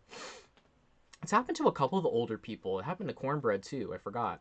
Um, and didn't happen to the mob boss and the mafia guy in season 5. I don't know. But it's happened a lot. So, and I really would hate to see that because I actually really do like Terrence, even though I don't know how much he's going to bring to the actual game. I do like Terrence. Um, so then it got pushed to Taylor. And what happened was people just started making shit up about her that was not true. Paloma started making up shit. Jasmine made up shit. Monty was making up shit, which really annoyed me. Um, there was just like stuff that wasn't even true being told to Daniel. Like, they're saying that Taylor made fun of Jasmine for being overweight. Firstly, uh, Jasmine is not fat in any capacity. I don't know. Just because she's plus size to me, like, I don't even know why they're saying that about her or why they're making that up. Like, that's just really weird.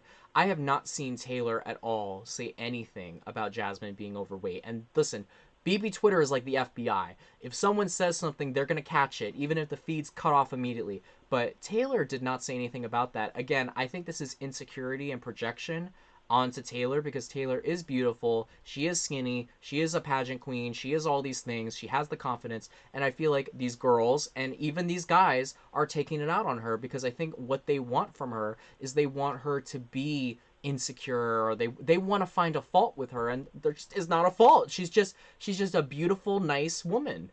There's nothing wrong with her and I think that they want something wrong with her.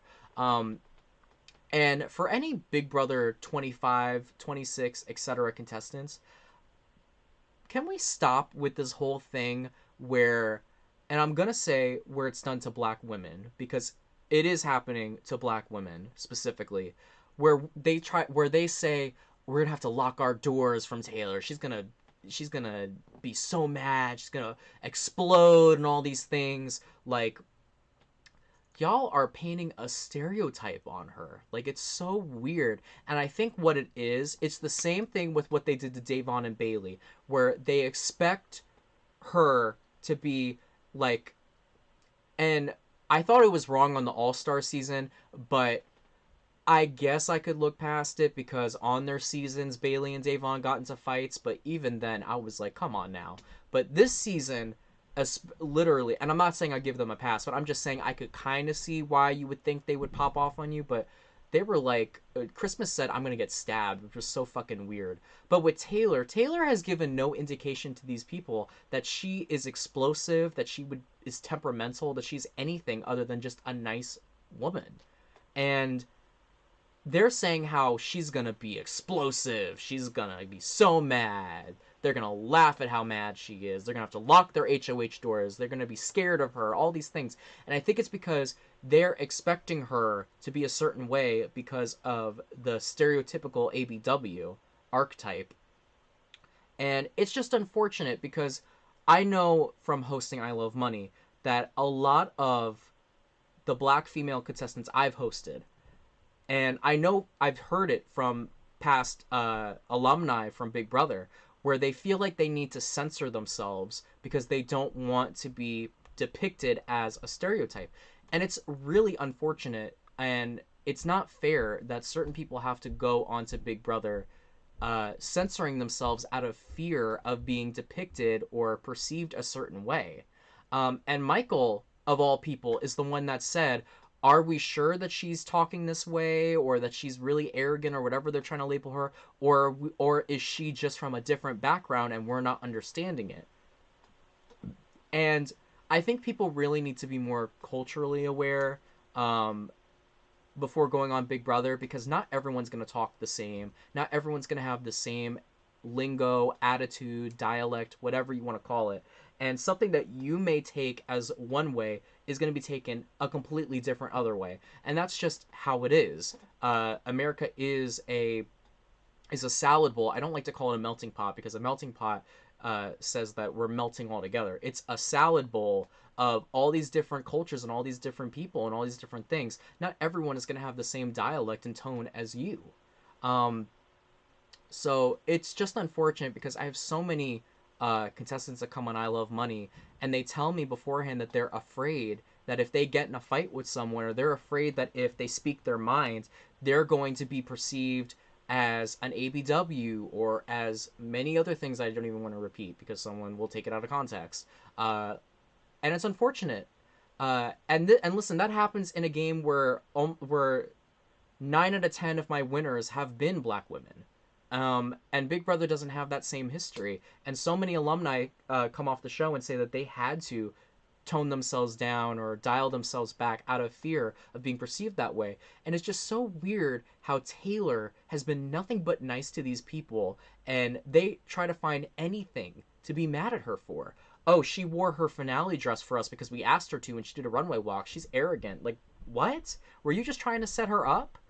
It's just so weird. Like, they're looking for reasons to not like this woman, and I think it's because they want to tear her down in some way because she's beautiful, she's successful, she's all these things that they don't want her to be.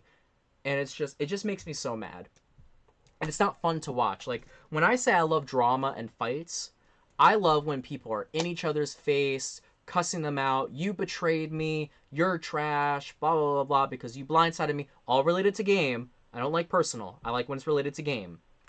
But when you just watch someone being isolated, and and every time they walk in a room, everyone leaves, to the point where Taylor is caught on camera crying, it breaks my heart. That's not fun to watch. Even though I wasn't the biggest Cody and Jessica fan, having to watch them get attacked by the whole house and them trying to trigger Cody's PTSD was not fun to watch. We didn't even see the first week. That girl Megan that quit, how much do y'all want to bet they were trying to trigger her?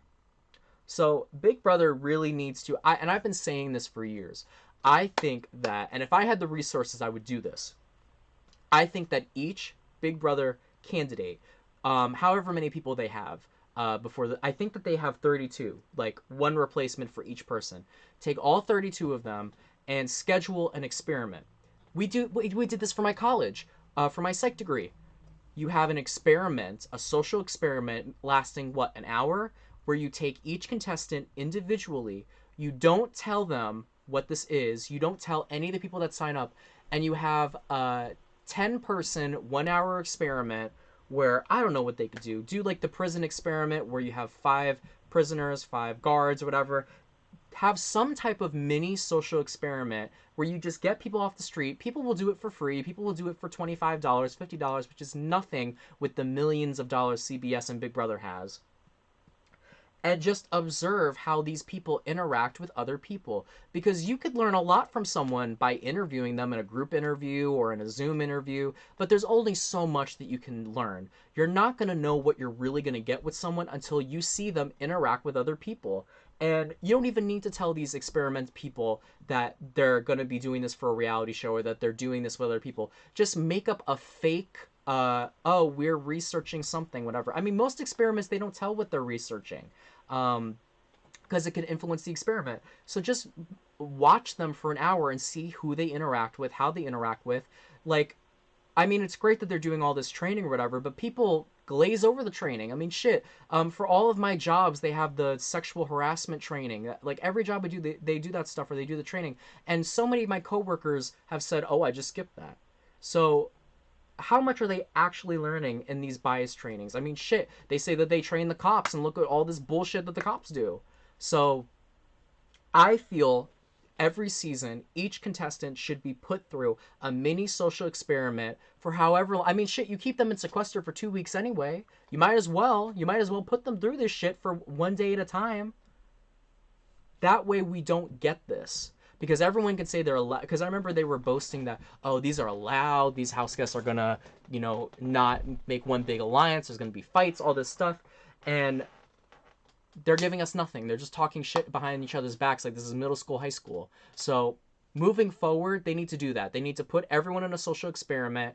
Have it be a diverse experiment so you can see who they interact with and who they isolate. That way, these people won't get on the show. Have it be part of the casting, where they have to do this. It would be so easy to do with the budget that CBS has. Because it's psychologically damaging to someone like Taylor to go through this. And how many seasons do we have to watch this happen to people? I mean, shit, last season they tried doing it to Derek X. The only reason why it didn't work was because Frenchie was an asshole. And he had it happen to himself. And Derek had time to recover. But before Derek, I mean, shit, they did this to Janelle and Kaser, Bailey and Davon, and one by one. Before that, they did it to basically all the people that were not in the major alliance in 19. They did it to 21. They did it to Kemi. They did it to Candace in 15 and Howard. They did this to Davon in 17. Like, I could go down the list of all the people this happens to, and it's not fair to these contestants that come on the show. They know nothing about Big Brother, and then they come in and they get psychologically traumatized.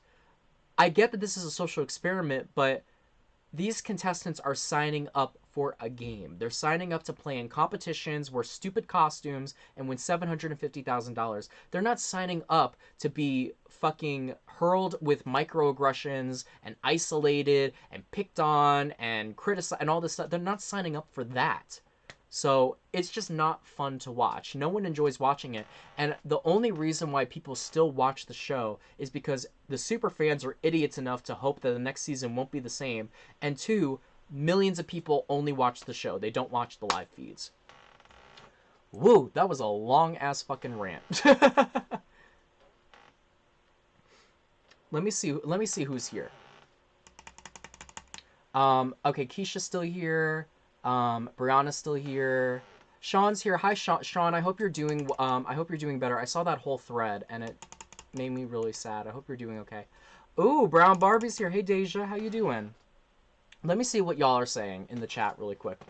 Paloma could talk about what she's going to do with her check. Oh, exactly. I saw that on the feeds. How Paloma is talking about how she's gonna split the money with everyone. And it's like, you are breaking the rules.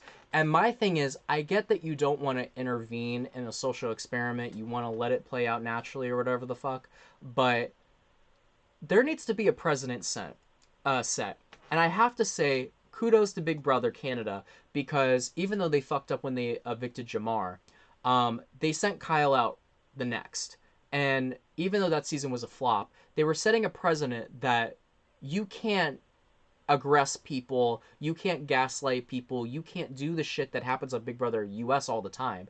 And has that I don't really remember that happening that often on Big Brother Canada except for that one season. Big Brother US needs to take, I mean, UK, they expel people all the time for little shit, like minute shit. And US, they don't police their contestants at all. And I get that you want to keep the integrity of the game or whatever, but something has to be done. There needs to be a statement made, and someone needs to be made an example of, so that this does not happen again. Because season after season after season, it keeps on happening, and it's not going to stop until someone in production puts their foot down and says this is not happening anymore. It should be in the rule book that you can't do stuff like this. It's not that hard to sit. It's not that hard for Alison Grodner to come over the loudspeaker and say, "Listen, there's been a lot of stuff said." She doesn't even need to quote them. Bring them to the diary room. Even if you don't want to have a house meeting, bring these motherfuckers to the diary room and be like, "Look, you are saying a lot of shit and traumatizing this girl. You need to stop." Something. Listen, I'm not a producer for Big Brother, so I don't have all the answers on what they should do, but what I know is that they are harming this girl psychologically, and if she's not being psychologically harmed right now, when she leaves the game and sees all of the stuff they said about her and sees how badly they were bashing her,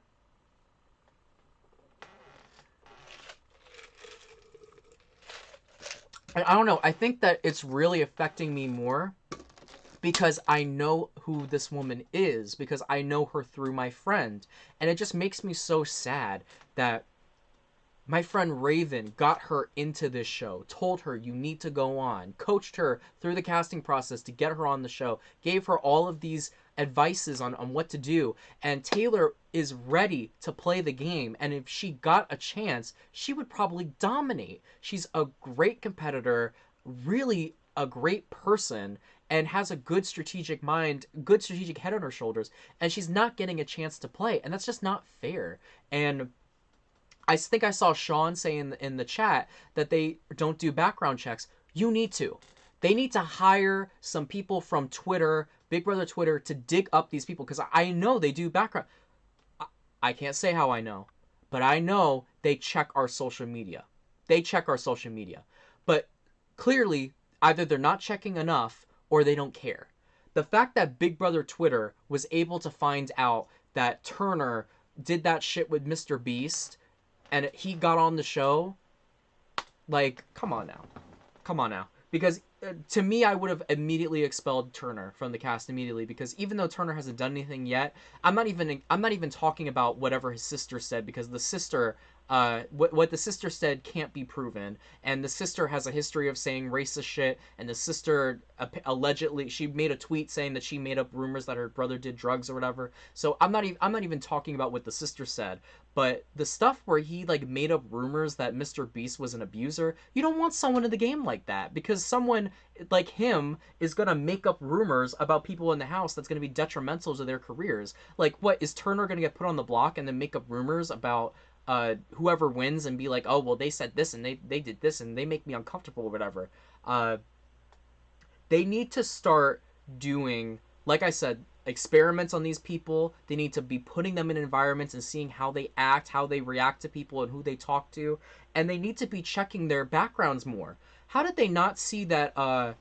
Well, to be honest with y'all, I don't think they care that Kyle's a Trump supporter. I think that they're gonna put Trump support. I mean, look, they've cast Sarah Lucina how many times, and Sarah Lucina is blatantly Blue Lives Matter and Trump. So I don't think that they're not gonna cast someone because of Trump. But anybody that, but once you find out he's a Trump supporter, I hope they were asking the questions of, well, what does your friend circle look like? Okay, what people do you relate to? And they should be in some form or fashion protecting the contestants in the game from someone that potentially could be racist or homophobic, whatever it is, whatever kind of phobic they are, because that takes it out the game. And that's when you're putting your contestants in danger. And putting your contestants in danger is not it. You know?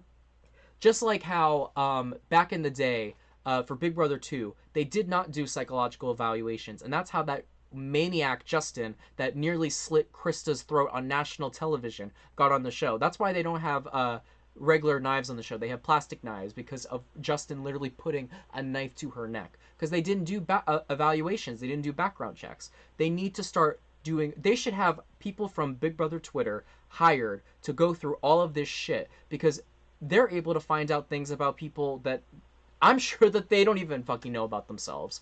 They found old messages from Cooch's Facebook from like what, 10 years ago or whatever. Shit, if I would have seen Turner's sister's Twitter, I would have had questions for him, because, you know, the apple doesn't fall far from the tree, and if you're from the same family, I do have questions for you. And it's unfortunate because we have seen with older seasons, Big Brother, the formula, there's no problem with it. The formula of the show is good. However, it's the people. The people they're putting on are not good. I also feel like 16 is too big a number, because when you have 16, I mean, look, ever since 15, when 16 became the norm, there's been these big alliances, because I think when there's so many people in the game, it's easy to grab onto a big group, safety in numbers. I think 13, 14 is the perfect amount. How do I know? Look at Celebrity. Look at Over the Top. That was a smaller cast, and those seasons have been miles above these recent seasons of Big Brother US. Miles above. Look at Big Brother Canada 9. That was 14 people. It was the best season we've had since season 5. Or season, some people like 6. I wasn't a big fan of 6. I liked 5. 5 I really liked, except for the ending. Kevin Martin winning was an absolute travesty. But, ooh, Lord. Ugh, I hate that this fan is broken, but whatever. I'm getting really hot. Ooh. Talking about shit that pisses me off really makes me hot. Lord. Oof. But yeah, it's just really sad to see, because I don't like watching people being psychologically traumatized. That's not what I come to Big Brother to watch. Um, and it's enough is enough. I saw someone tweet, "Oh, well, this is a good thing for us to watch because Big Brother's a microcosm of America, and it's good that America is seeing themselves." I'm sorry, but shut the fuck up if you're saying that. Like, please shut the fuck up, because this is not the first season where stuff like this is happening. We have how many seasons where stuff like this is happening? If you want to learn about what's going on in America, pick up a fucking book and shut up. We don't need that for a show about entertainment. And secondly, was 15 not enough? Was 19 not enough? Was 21 not enough? Like, how many of these fucking seasons do you need to see people being traumatized? Or microaggressions being hurled, or straight up slurs being thrown? I'm surprised we haven't heard a slur yet. But, like, that was the weirdest shit I ever saw when someone wrote that. Like, that was the weirdest shit. Like, what are you talking about, bruh? I want to watch people play the game. Play the game.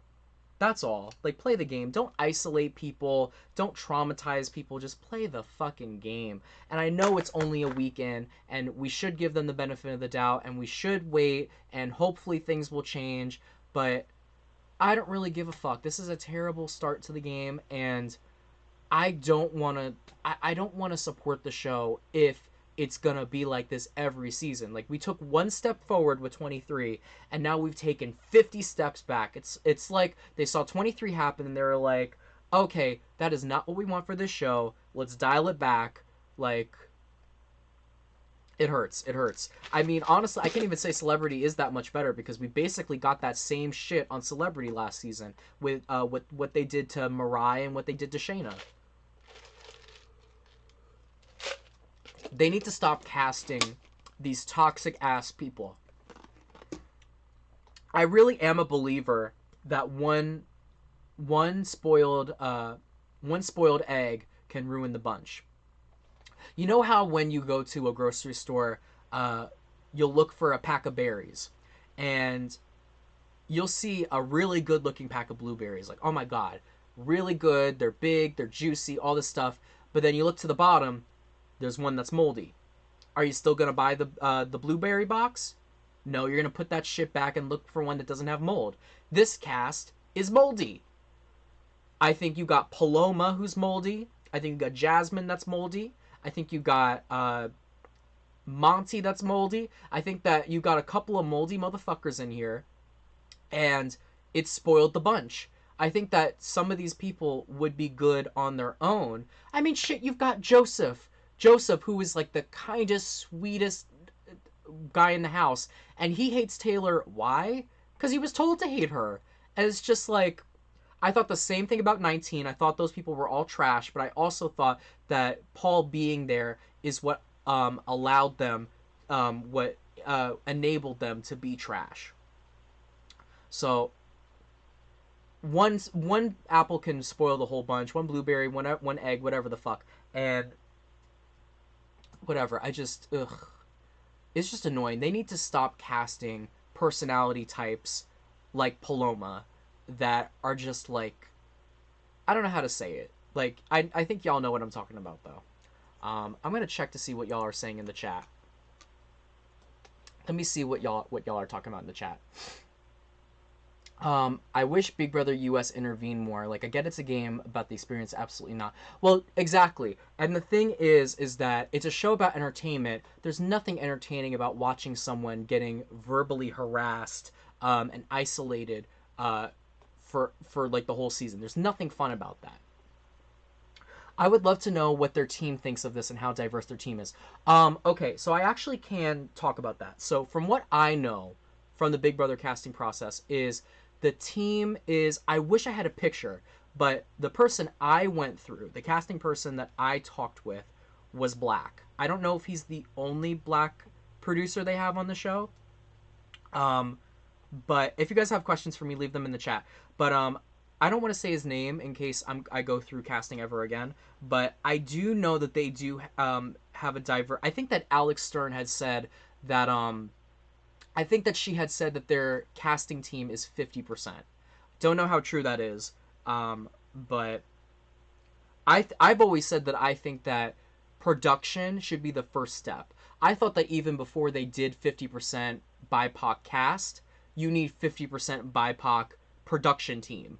Like when I say production, I'm talking about host, diary room people, casting, production, editing team. That should be diverse. How are you going to represent? How are you going to represent a diverse set of people if your production team is not diverse? The same thing with the workplace. I always feel like the higher ups should be just as diverse as the entry level people. But as far as I know, it's 50%, which actually makes this kind of more makes this worse. That's why for I Love Money, I've always and honestly, it was never intentional. When I made my casting team or when I pick my players, I never go into my casting cycle or I never go into people that I want to work with and I think, okay, we need this many minorities on the cast, we need this many women, we need this many anything. I think naturally it'll happen.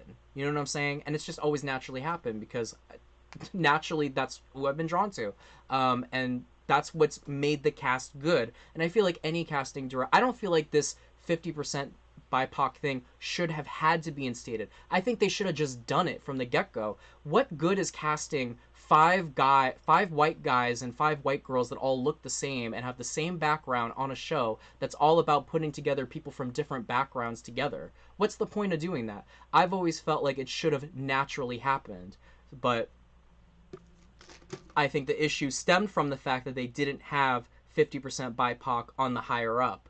I believe that when Arissa Cox got that to happen, she made that happen not only for casting, but for higher up. What was I saying, though? I don't know, but let me read. I think production said something because out of nowhere they're saying, I'm not putting two black people on purpose, and if America thinks they're... Yeah, and that's my problem, too, with this cast, is that I was saying this earlier, that I feel like if you have good intentions, you shouldn't have to state them.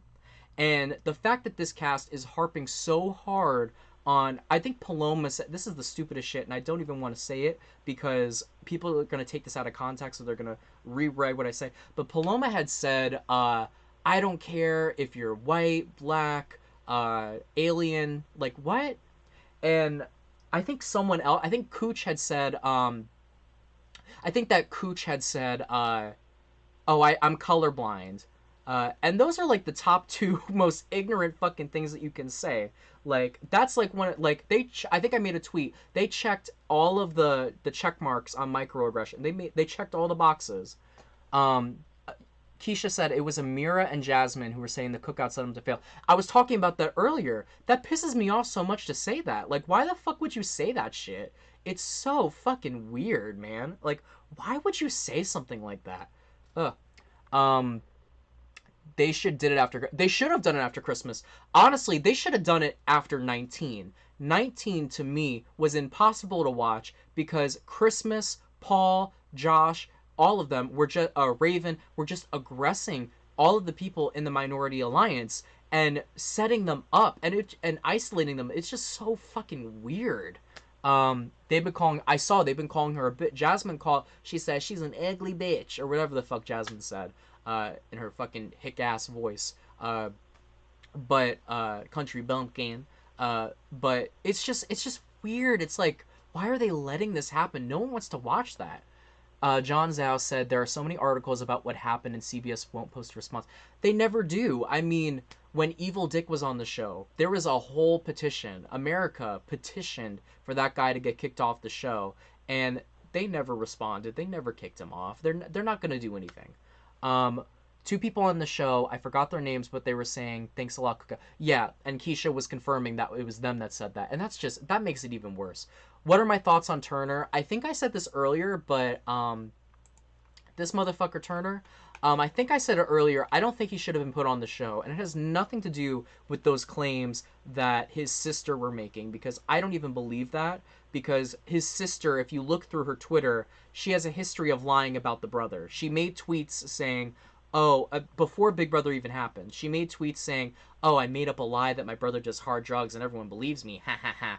I think, coming from a psychologist, I think that what happened is the family cut her off and she blames the brother and she's jealous of the brother because Obviously, they like the brother more. Most of her tweets are about how her brother got into NYU, how her brother is doing this and her brother's doing that. So I think that there's some type of emotional trauma between that, and she's maybe jealous or whatever the fuck. But I'm not really here to talk about that crazy girl.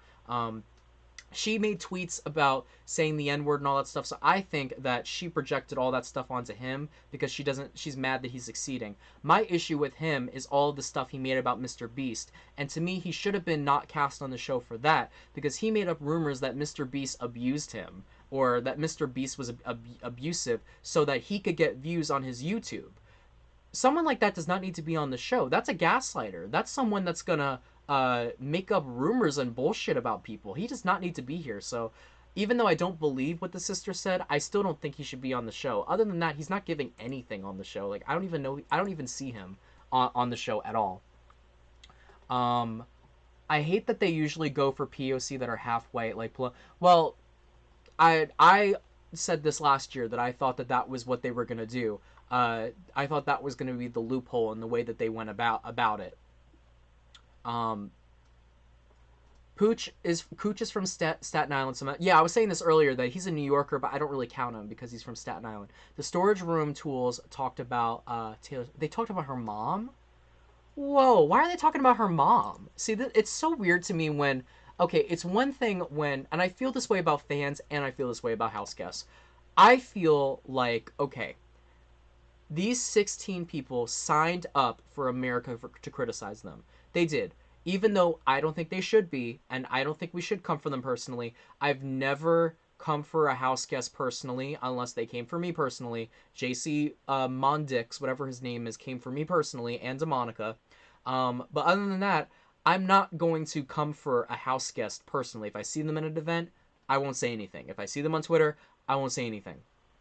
But these 16 people signed themselves up for the world to criticize, and possibly for the house guest to hear us. I think that it's wrong what they're saying about Taylor, but I can, at some point, excuse it, because they put themselves on the show. The family did not sign up for this. The family did not sign up for the outsiders to criticize them. They did not sign up for these house guests to criticize them. So whenever I see anyone bring someone's family into it, it bothers me. Even when Kyland had that one dramatic moment with Xavier where Kyland was coming for, oh, well, what would your nephew think about this? Even though that was one of the only dramatic moments on the season, I was like, what the fuck, Kyland? I don't think that any family members should be brought into the show when they didn't sign up for this. They didn't sign up. At the end of the day, like, people send death threats to the family members. They harass the family members. The people on the show talk shit about their family members. It's fucking weird. And anyone that does that, I'm not a fan of. So who the fuck is talking about Taylor's mom? Because whoever that is needs to shut the fuck up. And I'm being so for real. Let me see what y'all are saying in this damn chat. And how she'll be disgusted by she's acting. They say this shit every season. I'm like, what the fuck are y'all talking about? Like, y'all are the ones that need to be embarrassed. If I was Paloma's mom, bruh. And I'm not coming for her mom. I'm just saying, like, I would be embarrassed of fucking Paloma. Amira, Monty, and Jazz said Tay's mom is going to be disappointed in her behavior, and Monty called Tay a liar. Monty's the one lying about Taylor. Monty is pulling shit from, I don't even know where he's pulling this shit from I don't know, the fucking aliens from Scientology. Someone is telling him shit that just is not true, because he's making up all this shit about Taylor. I saw him say something that I wasn't talking about earlier because I didn't feel like it was my place to talk about it. But he said something along the lines of Taylor was an embarrassment to the black community. He said something like that. I don't know what it was, or she was making them look bad or something. And it's just like, why would you say something like that? Like, that to me was wrong. Like, if I was a Jew well, I am a Jew, and if I was on the show and there was another Jew on the show, and, like, obviously you can't compare race and Judaism and all this stuff, but if I or another LGBT person, and if I was on the show and another Jew said, well, Dylan's just a disgrace to the Jewish community, he's making us Jews look bad or whatever, I would be extremely insulted. And I just think that that's awful. Like, that is terrible for Monty to say something like that, honestly. Yeah, JC is trash. There's a whole story. When I did my interview with Rockstar, which if you look back on my channel, me and DeMonica did an interview with Rockstar years ago. We talked about JC saying the N-word because she hadn't seen that yet. And JC saw our interview. I think almost the entire cast saw our interview. And he wrote me and DeMonica this long-ass message about how we don't know the real story and how we can do an interview with him or whatever. He was such an asshole. I hate JC. Especially when she told the truth. John Zhao said, it's the way that Aaron Hughes said it's the way there's only 5 good people on this season. Who are the 5? To me, the only people on this season I like are I like Terrence, I like Brittany, I like Michael, and that's it. Is there anyone else I'm missing? Terrence, Brittany, and Michael. I mean, I guess Indy's okay. I guess Indy's okay, Nicole's okay, and obviously Taylor's okay. I could see how you say 5 or 6. I could see that. Especially when she told the truth. Exactly. John Zhao said, earlier on Daniel wondered if Indy and JC were related because they were both Brazilian. What? Some of these motherfuckers need to just shut up. Like, what are you talking about? Yes, so sad, especially when Taylor genuinely was trying to look out for him. If she had bad intentions, she would have said something completely different about the girls coming after the guys. Yeah, and I feel like that was where... Wasn't that one of the things they were criticizing her about? Because didn't she warn the guys the girls were coming after them? I think Taylor was trying to look out for Monty in the game. So it really is disappointing that he's turning his back on her like that. I don't know. It just makes me. It really makes me sad. And it's really hard. It's really hard to watch. If anything, Monty. JJ. Well, I can't. JJ said Monty's. Damn. Damn, JJ. Aaron Hughes said, for me, it's Joseph, Brittany, Nicole, Taylor, Michael. Joseph. Oh, I forgot about Joseph. Joseph's okay. Yeah, Joseph's okay.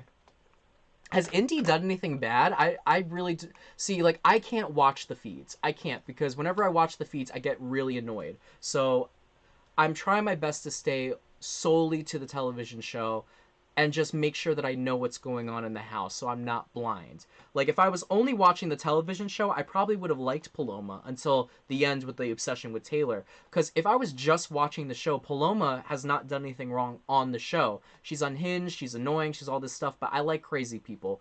That's why, like, I really hope the veto episode, they show what's going on. Like, they show Alyssa talking shit, they show Paloma talking shit, Monty talking shit, Amira talking shit. I hope they show all these motherfuckers for what they've been doing and saying, because so far, they're all being shown in a positive light, and I don't fuck with that shit.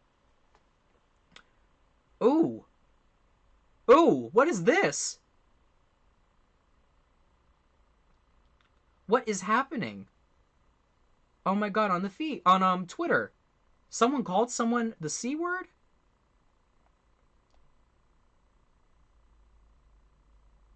Oh, this is what the hell? And see, I can't even go on Big Brother Twitter because then you got this shit going on. What is happening? Was it a white person that said that? I'm doing a live. I can't. I can only do 1 ounce of stupidity at a time. But but this is wild. I can't even. I can't do Big Brother Twitter, Lord. I'm gonna go to hell.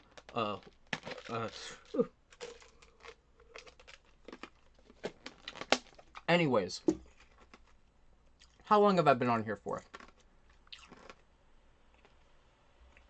Let me see. Okay, Brown Barbie said she wants to see it.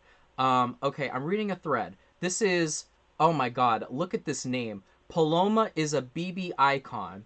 Racism of fan base exposed. Black men getting called the C word, a Latina's name being twisted to Spanish words or Mexican foods, just like racists do in the South. Only racism this fan base cares about is against... Ooh, shit. I don't even want to say this. She said the only racism this fan base cares about is against black women. They hate black men and Mexicans. Sad to see this. Not my words. Not my words. I want to make that clear. Not my words. This is from Paloma is a BB icon. At Paloma is a BB icon. And she posted all these screenshots where someone called Paloma What is that? I need to make sure I know what that is before I say that. Okay, it's a type of cheese. They call it Paloma Pimento, which is a type of cheese. Okay. I think I saw them calling her palm oil. Openly. Okay, well, this is a Paloma Stan account, so. Okay, and then my friend Charlie said, you do realize that black people calling another black person that word is not racist. No, oh, it's a black person saying it? Okay, this is what. This is okay. This is why some people in the Big Brother Twitter community need to keep their head out of it. Like, if you don't understand something, keep your nose out of it. Why is she trying to police how people talk to each other? Lord, I'm not gonna I'm not gonna comment on this because I think it's pretty obvious that this Paloma is a BB icon is whack as hell. Why are we trying to compare apples and oranges on here? Her last paragraph in that statement is wild. That is completely wild to state. Uh, my friend Isaiah said they're just mad because they can't say it, so they think the rule applies to us as well. T. I don't know. Big Brother Twitter is fucking delusional. Like, Paloma is a BB icon. Paloma is a BB icon. Okay. Well, we see. Ugh, Lord. Let me read what y'all are talking about. That's how it started. She pulled him aside and said, you should talk to Paloma because she's trying to get out the strong guys. She should have said it so differently. And isn't it funny that they're willing to go to Paloma and they're willing to go to all the other people in the house to discuss what's being said, and they're not willing to talk to Taylor? Because this all could have been settled if they just talked to Taylor about what is being said. But they chose not to talk to Taylor. Like, so all this miscommunication is going on. Do you, Brianna said, do you think there's any way to save this season? Because we're barely a week in and this, okay. This is what my theory is, Brianna. My theory is, I think that this week, obviously, Terrence and Taylor are going to go on the block. The house is going to evict Taylor. I'm pretty sure, unless something big changes, they're going to evict Taylor. I don't know. Michael and Brittany are talking about how they want Taylor to stay, so maybe they'll try to flip the house. I don't know. I'm assuming Taylor gets evicted. I think America's going to save Brittany. I'm praying that they don't save Paloma, but the TV show is really hammering down Paloma to stay, and there might be enough unhinged stands on Twitter and people that are just watching the television show that might save her. I think that Brittany will get saved, and then what's going to happen is Taylor is going to have to face off against Alyssa and Paloma in a duel to stay. And why I think this is because it makes sense. They can't get nominated, but they can get evicted. And Julie said the challenges this season are more dangerous than ever. So I think it's going to be a battle back every week. I think that they're going to have this for 4 weeks, maybe 3 weeks. But they've done this every season where there's a third competition. We have no third competition yet. That's why I think this episode dragged a lot, because usually there's a third comp during the nomination episode. So I think they're going to have, because they get their dicks hard whenever there's a third competition. So I think what's going to happen is Brittany gets saved, and then those three will face off. Loser leaves the game for good. Winner becomes the backstage boss next week, and they're safe from eviction, and they pick the next 3 noms. And I like that. That's messy as fuck. I love that shit. And I really think they're doing that because look how much they're promoting the challenge. This is basically the challenge. The only problem I have with that is I think people are going to be too scared to send out any of the athletic males because they're going to be afraid they're going to win the comeback. So I don't like it because I do think that it gives them a pass until jury. I could be wrong, but I think that's going to happen where either the 3 of them are going to face off, Alyssa, Paloma, Taylor, or Taylor picks Alyssa or Paloma to face off against. So what I'm hoping for is that Taylor faces off against one or both of them, sends one of them packing, wins backstage boss next week, is safe from eviction, and she gets to put all these people that talk shit about her, gets to put them in trouble. And then hopefully Michael, Brittany, someone that is sane, wins the head of household. That's what I'm hoping, and that's what I think could save the season. If that happens, I think the game could flip, because already Brittany and Michael see what's happening, and they're only hopping on it because they feel like they need to save themselves. If Taylor could win some power and people could draw their eyes to other people, maybe she could recover, kind of like how Derek X did last season. I think that if people figure out that all of this has been bullshit started by Paloma, things could change. What I hope that this challenge happens and Alyssa gets sent home. Why Alyssa over Paloma? Because I think Alyssa is more likely to succeed in the game. I think Alyssa is more likely to kind of fade in the background. And Alyssa is kind of like Paloma's right-hand woman. And I think if she stays, Alyssa is more likely to do damage in the game. Paloma has been a mess. Paloma has been telling people she thinks she can win. She's been doing all this crazy shit. And I think the only reason why no one's talking about sending a Paloma home is because she can't be nominated. She's safe for the week. In their eyes, they're forgetting the fact she can be evicted. So I think that Paloma staying would be good because she can draw the ire. And I think if she's there longer, people will start to get that Paloma made all this shit up. And if people see Paloma's true colors, maybe that could recover Taylor's social bonds in the game. So even though Paloma is fucking deserves to be first boot for all the shit she's done this week, I would rather Alyssa go first because A, Alyssa's not giving anything, B, she's just a follower, and C, Paloma could do more damage to her own game and to these people that have been talking shit about Taylor than Alyssa would. So that's what I think could save the season. And then next week, someone good needs to win HOH. Michael needs to get HOH.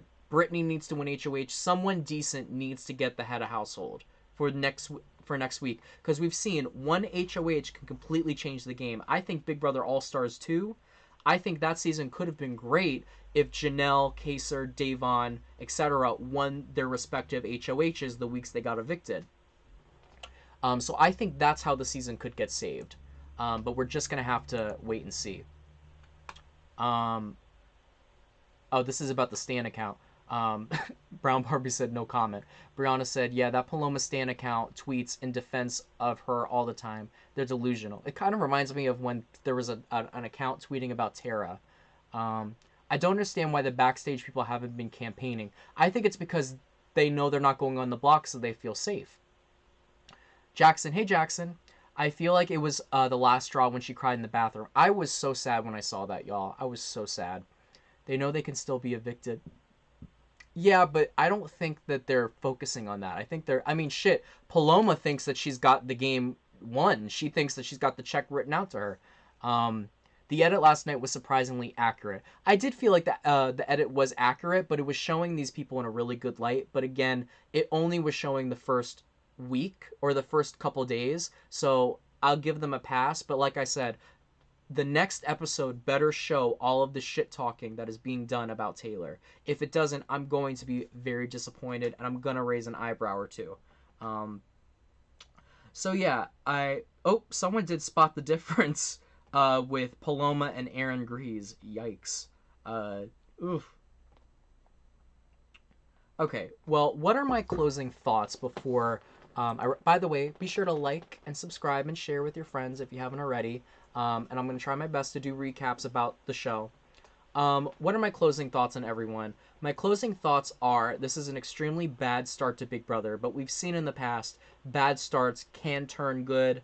I mean, the first week of Big Brother All-Stars was not particularly a good start. We had Alyssa and Danielle go when they were all obsessed with Janelle, and it looked like the whole house was just going to take out season 6, and it was going to be really easy. There are seasons that have rough starts, but if the right people win HOH and Taylor stays this week, and if what I said happens where a backstage pass person goes home, I do think this season could recover, but I'm not holding out a lot of hope. I'm not. I go into Big Brother expecting they say expect the unexpected. I expect the worst and hope for the best.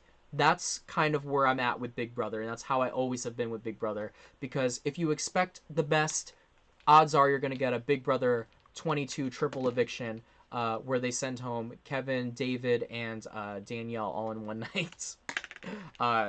And basically nothing happens. So overall, this cast is really unlikable, but I mean, hey, that's what you get with Big Brother.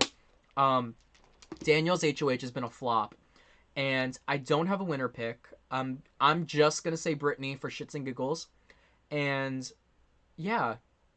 Other than that, I could see this season potentially doing well, but like I said, the right people need to win the right competitions, or nothing is going to happen. Um, my hope is that next week Taylor is the backstage boss. She puts up all the people that fuck with her, and next week another core person goes home. I hope that Alyssa or Paloma leaves this week, and then next week send out one of the boys. Send out, I don't know, send out Pooch, send out Cooch, send out Monty, send out Daniel, send one of those motherfuckers home. Um, I want to keep those sides a little equal because I could see potentially a male versus female dynamic this season, and I would like for those dynamics to stay the same for a little longer. And hopefully, the people that are kind of in the middle a little bit, Taylor, Brittany, Michael, Nicole, even Indy, I would say, kind of can Joseph can kind of rise up a little bit and take over. Just send all the shitty people home. Send Alyssa home, Paloma home, Cooch home, Kyle home, Monty, uh, throw Turner's ass in there, Daniel, Jasmine. Send all of them the fuck home, and hopefully the okay people could stick around. I'm not losing hope in this cast because I do feel like some of them, and when I say some of them, I'm saying Joseph, I'm saying Terrence, I'm saying Indy. I do feel like some of them are maybe just going with the flow and talking shit to keep themselves safe. I mean, Terrence is on the block. I can't even really hate on him for bashing Taylor when he's on the block against her and he's trying to survive. So I'm hoping that once the bad seeds are out, they will start to be good people again. I'm not even gonna say again, will start to be respectful to Taylor or start to be respectful to the other house guests. That's my hope, but like I said, Big Brother is all about crushing hopes and dreams. So that's my hope. I don't really have a winner pick. I'm just saying Brittany because she looks like Heather Lee Cameron, and I'm gonna leave it at that. Is there any other? I thought this said week 24 recap. Oh my god, it's Ace, my favorite furry. Hi Ace. Sending love to you, Ace. I love you, Ace. Let me see what y'all are saying in the chat before I pop out. I don't understand why the okay, you said that already. I'm convinced Paloma's on drugs or bipolar. Well, ooh, shit. Well, I'm not gonna say all that, but yikes. There's a TMZ article. Wait, there's a TMZ article on Big Brother right now. Hold on, wait. TMZ Big Brother 24. There's a TMZ article. Hold on, y'all. I gotta check this out. Winner Xavier Prather, Cookout Alliance speaks out about reprehensible Isn't it irreprehensible? Well, reprehensible treatment. Big Brother 24 house guests exit the game before premiere. They did it again. Oh, this is about Marvin. I don't see any TMZ article, but I do see articles about. I did see the articles about the cookout. There's a TMZ article and an E News one. Is it about? I'm assuming it's about Taylor, Brianna. I'm assuming it's about Taylor. I did see. Oh, is it the one where they asked Azza, Hannah, Kylan, and Xavier? I'm pretty sure I saw that one where they asked them about what their thoughts were, and they were like, "We're disappointed in this" or whatever. By the way, y'all, I talked to. Remember how we had Hannah on an episode of I Love Money for the cookout episode where the contestants had to make their own cookout? I thought that Hannah thought it was weird and just left and did not look back. I saw her at the premiere party. She told me she watched the whole episode and was like rooting for Heather. I thought that was the funniest shit ever. It made me so happy. Her and Kylan apparently watched the whole episode and watched the season because they knew when Heather got eliminated. So it just made me so happy when I heard that they watched I Love Money. It was like a little win. And it made me like Hannah leaving. I love Azza, by the way. I met her, Hannah, Tiffany, Glenn Garcia. Who else? I met a couple of Big Brother alumni at the Big Brother 24 premiere party, and I really got a good vibe from them. Aaron said BBD really tweeted yesterday that Paloma was talking about how this is a season full of peace and love. Yeah, okay. Delusion. I see a steamroll. I'm hoping there's not a steamroll, but I unfortunately see a steamroll as well. Paloma is the bad seed, though if she left, there would be less Taylor hate, I feel. I do see that. And that's why, again, I want Alyssa to go because I think Alyssa could recover her game more than Paloma could. I think Paloma is going to have a Caitlyn Herman where she's going to be extremely messy and people are going to catch on to it and they're going to kick her out. And I feel like if Paloma is there, she can ruin her reputation and ruin her name. And in turn, Taylor's can be saved. So that's why I want Alyssa before Paloma to go. But if Paloma goes, deserves it. And I'll be okay with that. Jasmine saying last night that America loves Kyle and P, assuming that's Paloma. Is there another P on the cast? Pooch. Oh, I think he's probably talking about Pooch. I wouldn't be so. I think I saw them say it's about Pooch or Cooch. I'm calling him Cooch. Yeah. Okay. Well, then I guess that's pretty much it. Anyways, I'm gonna go to the mall because I actually forgot to go to the fucking mall. And then I'm gonna go to kickboxing and I'm gonna enjoy myself.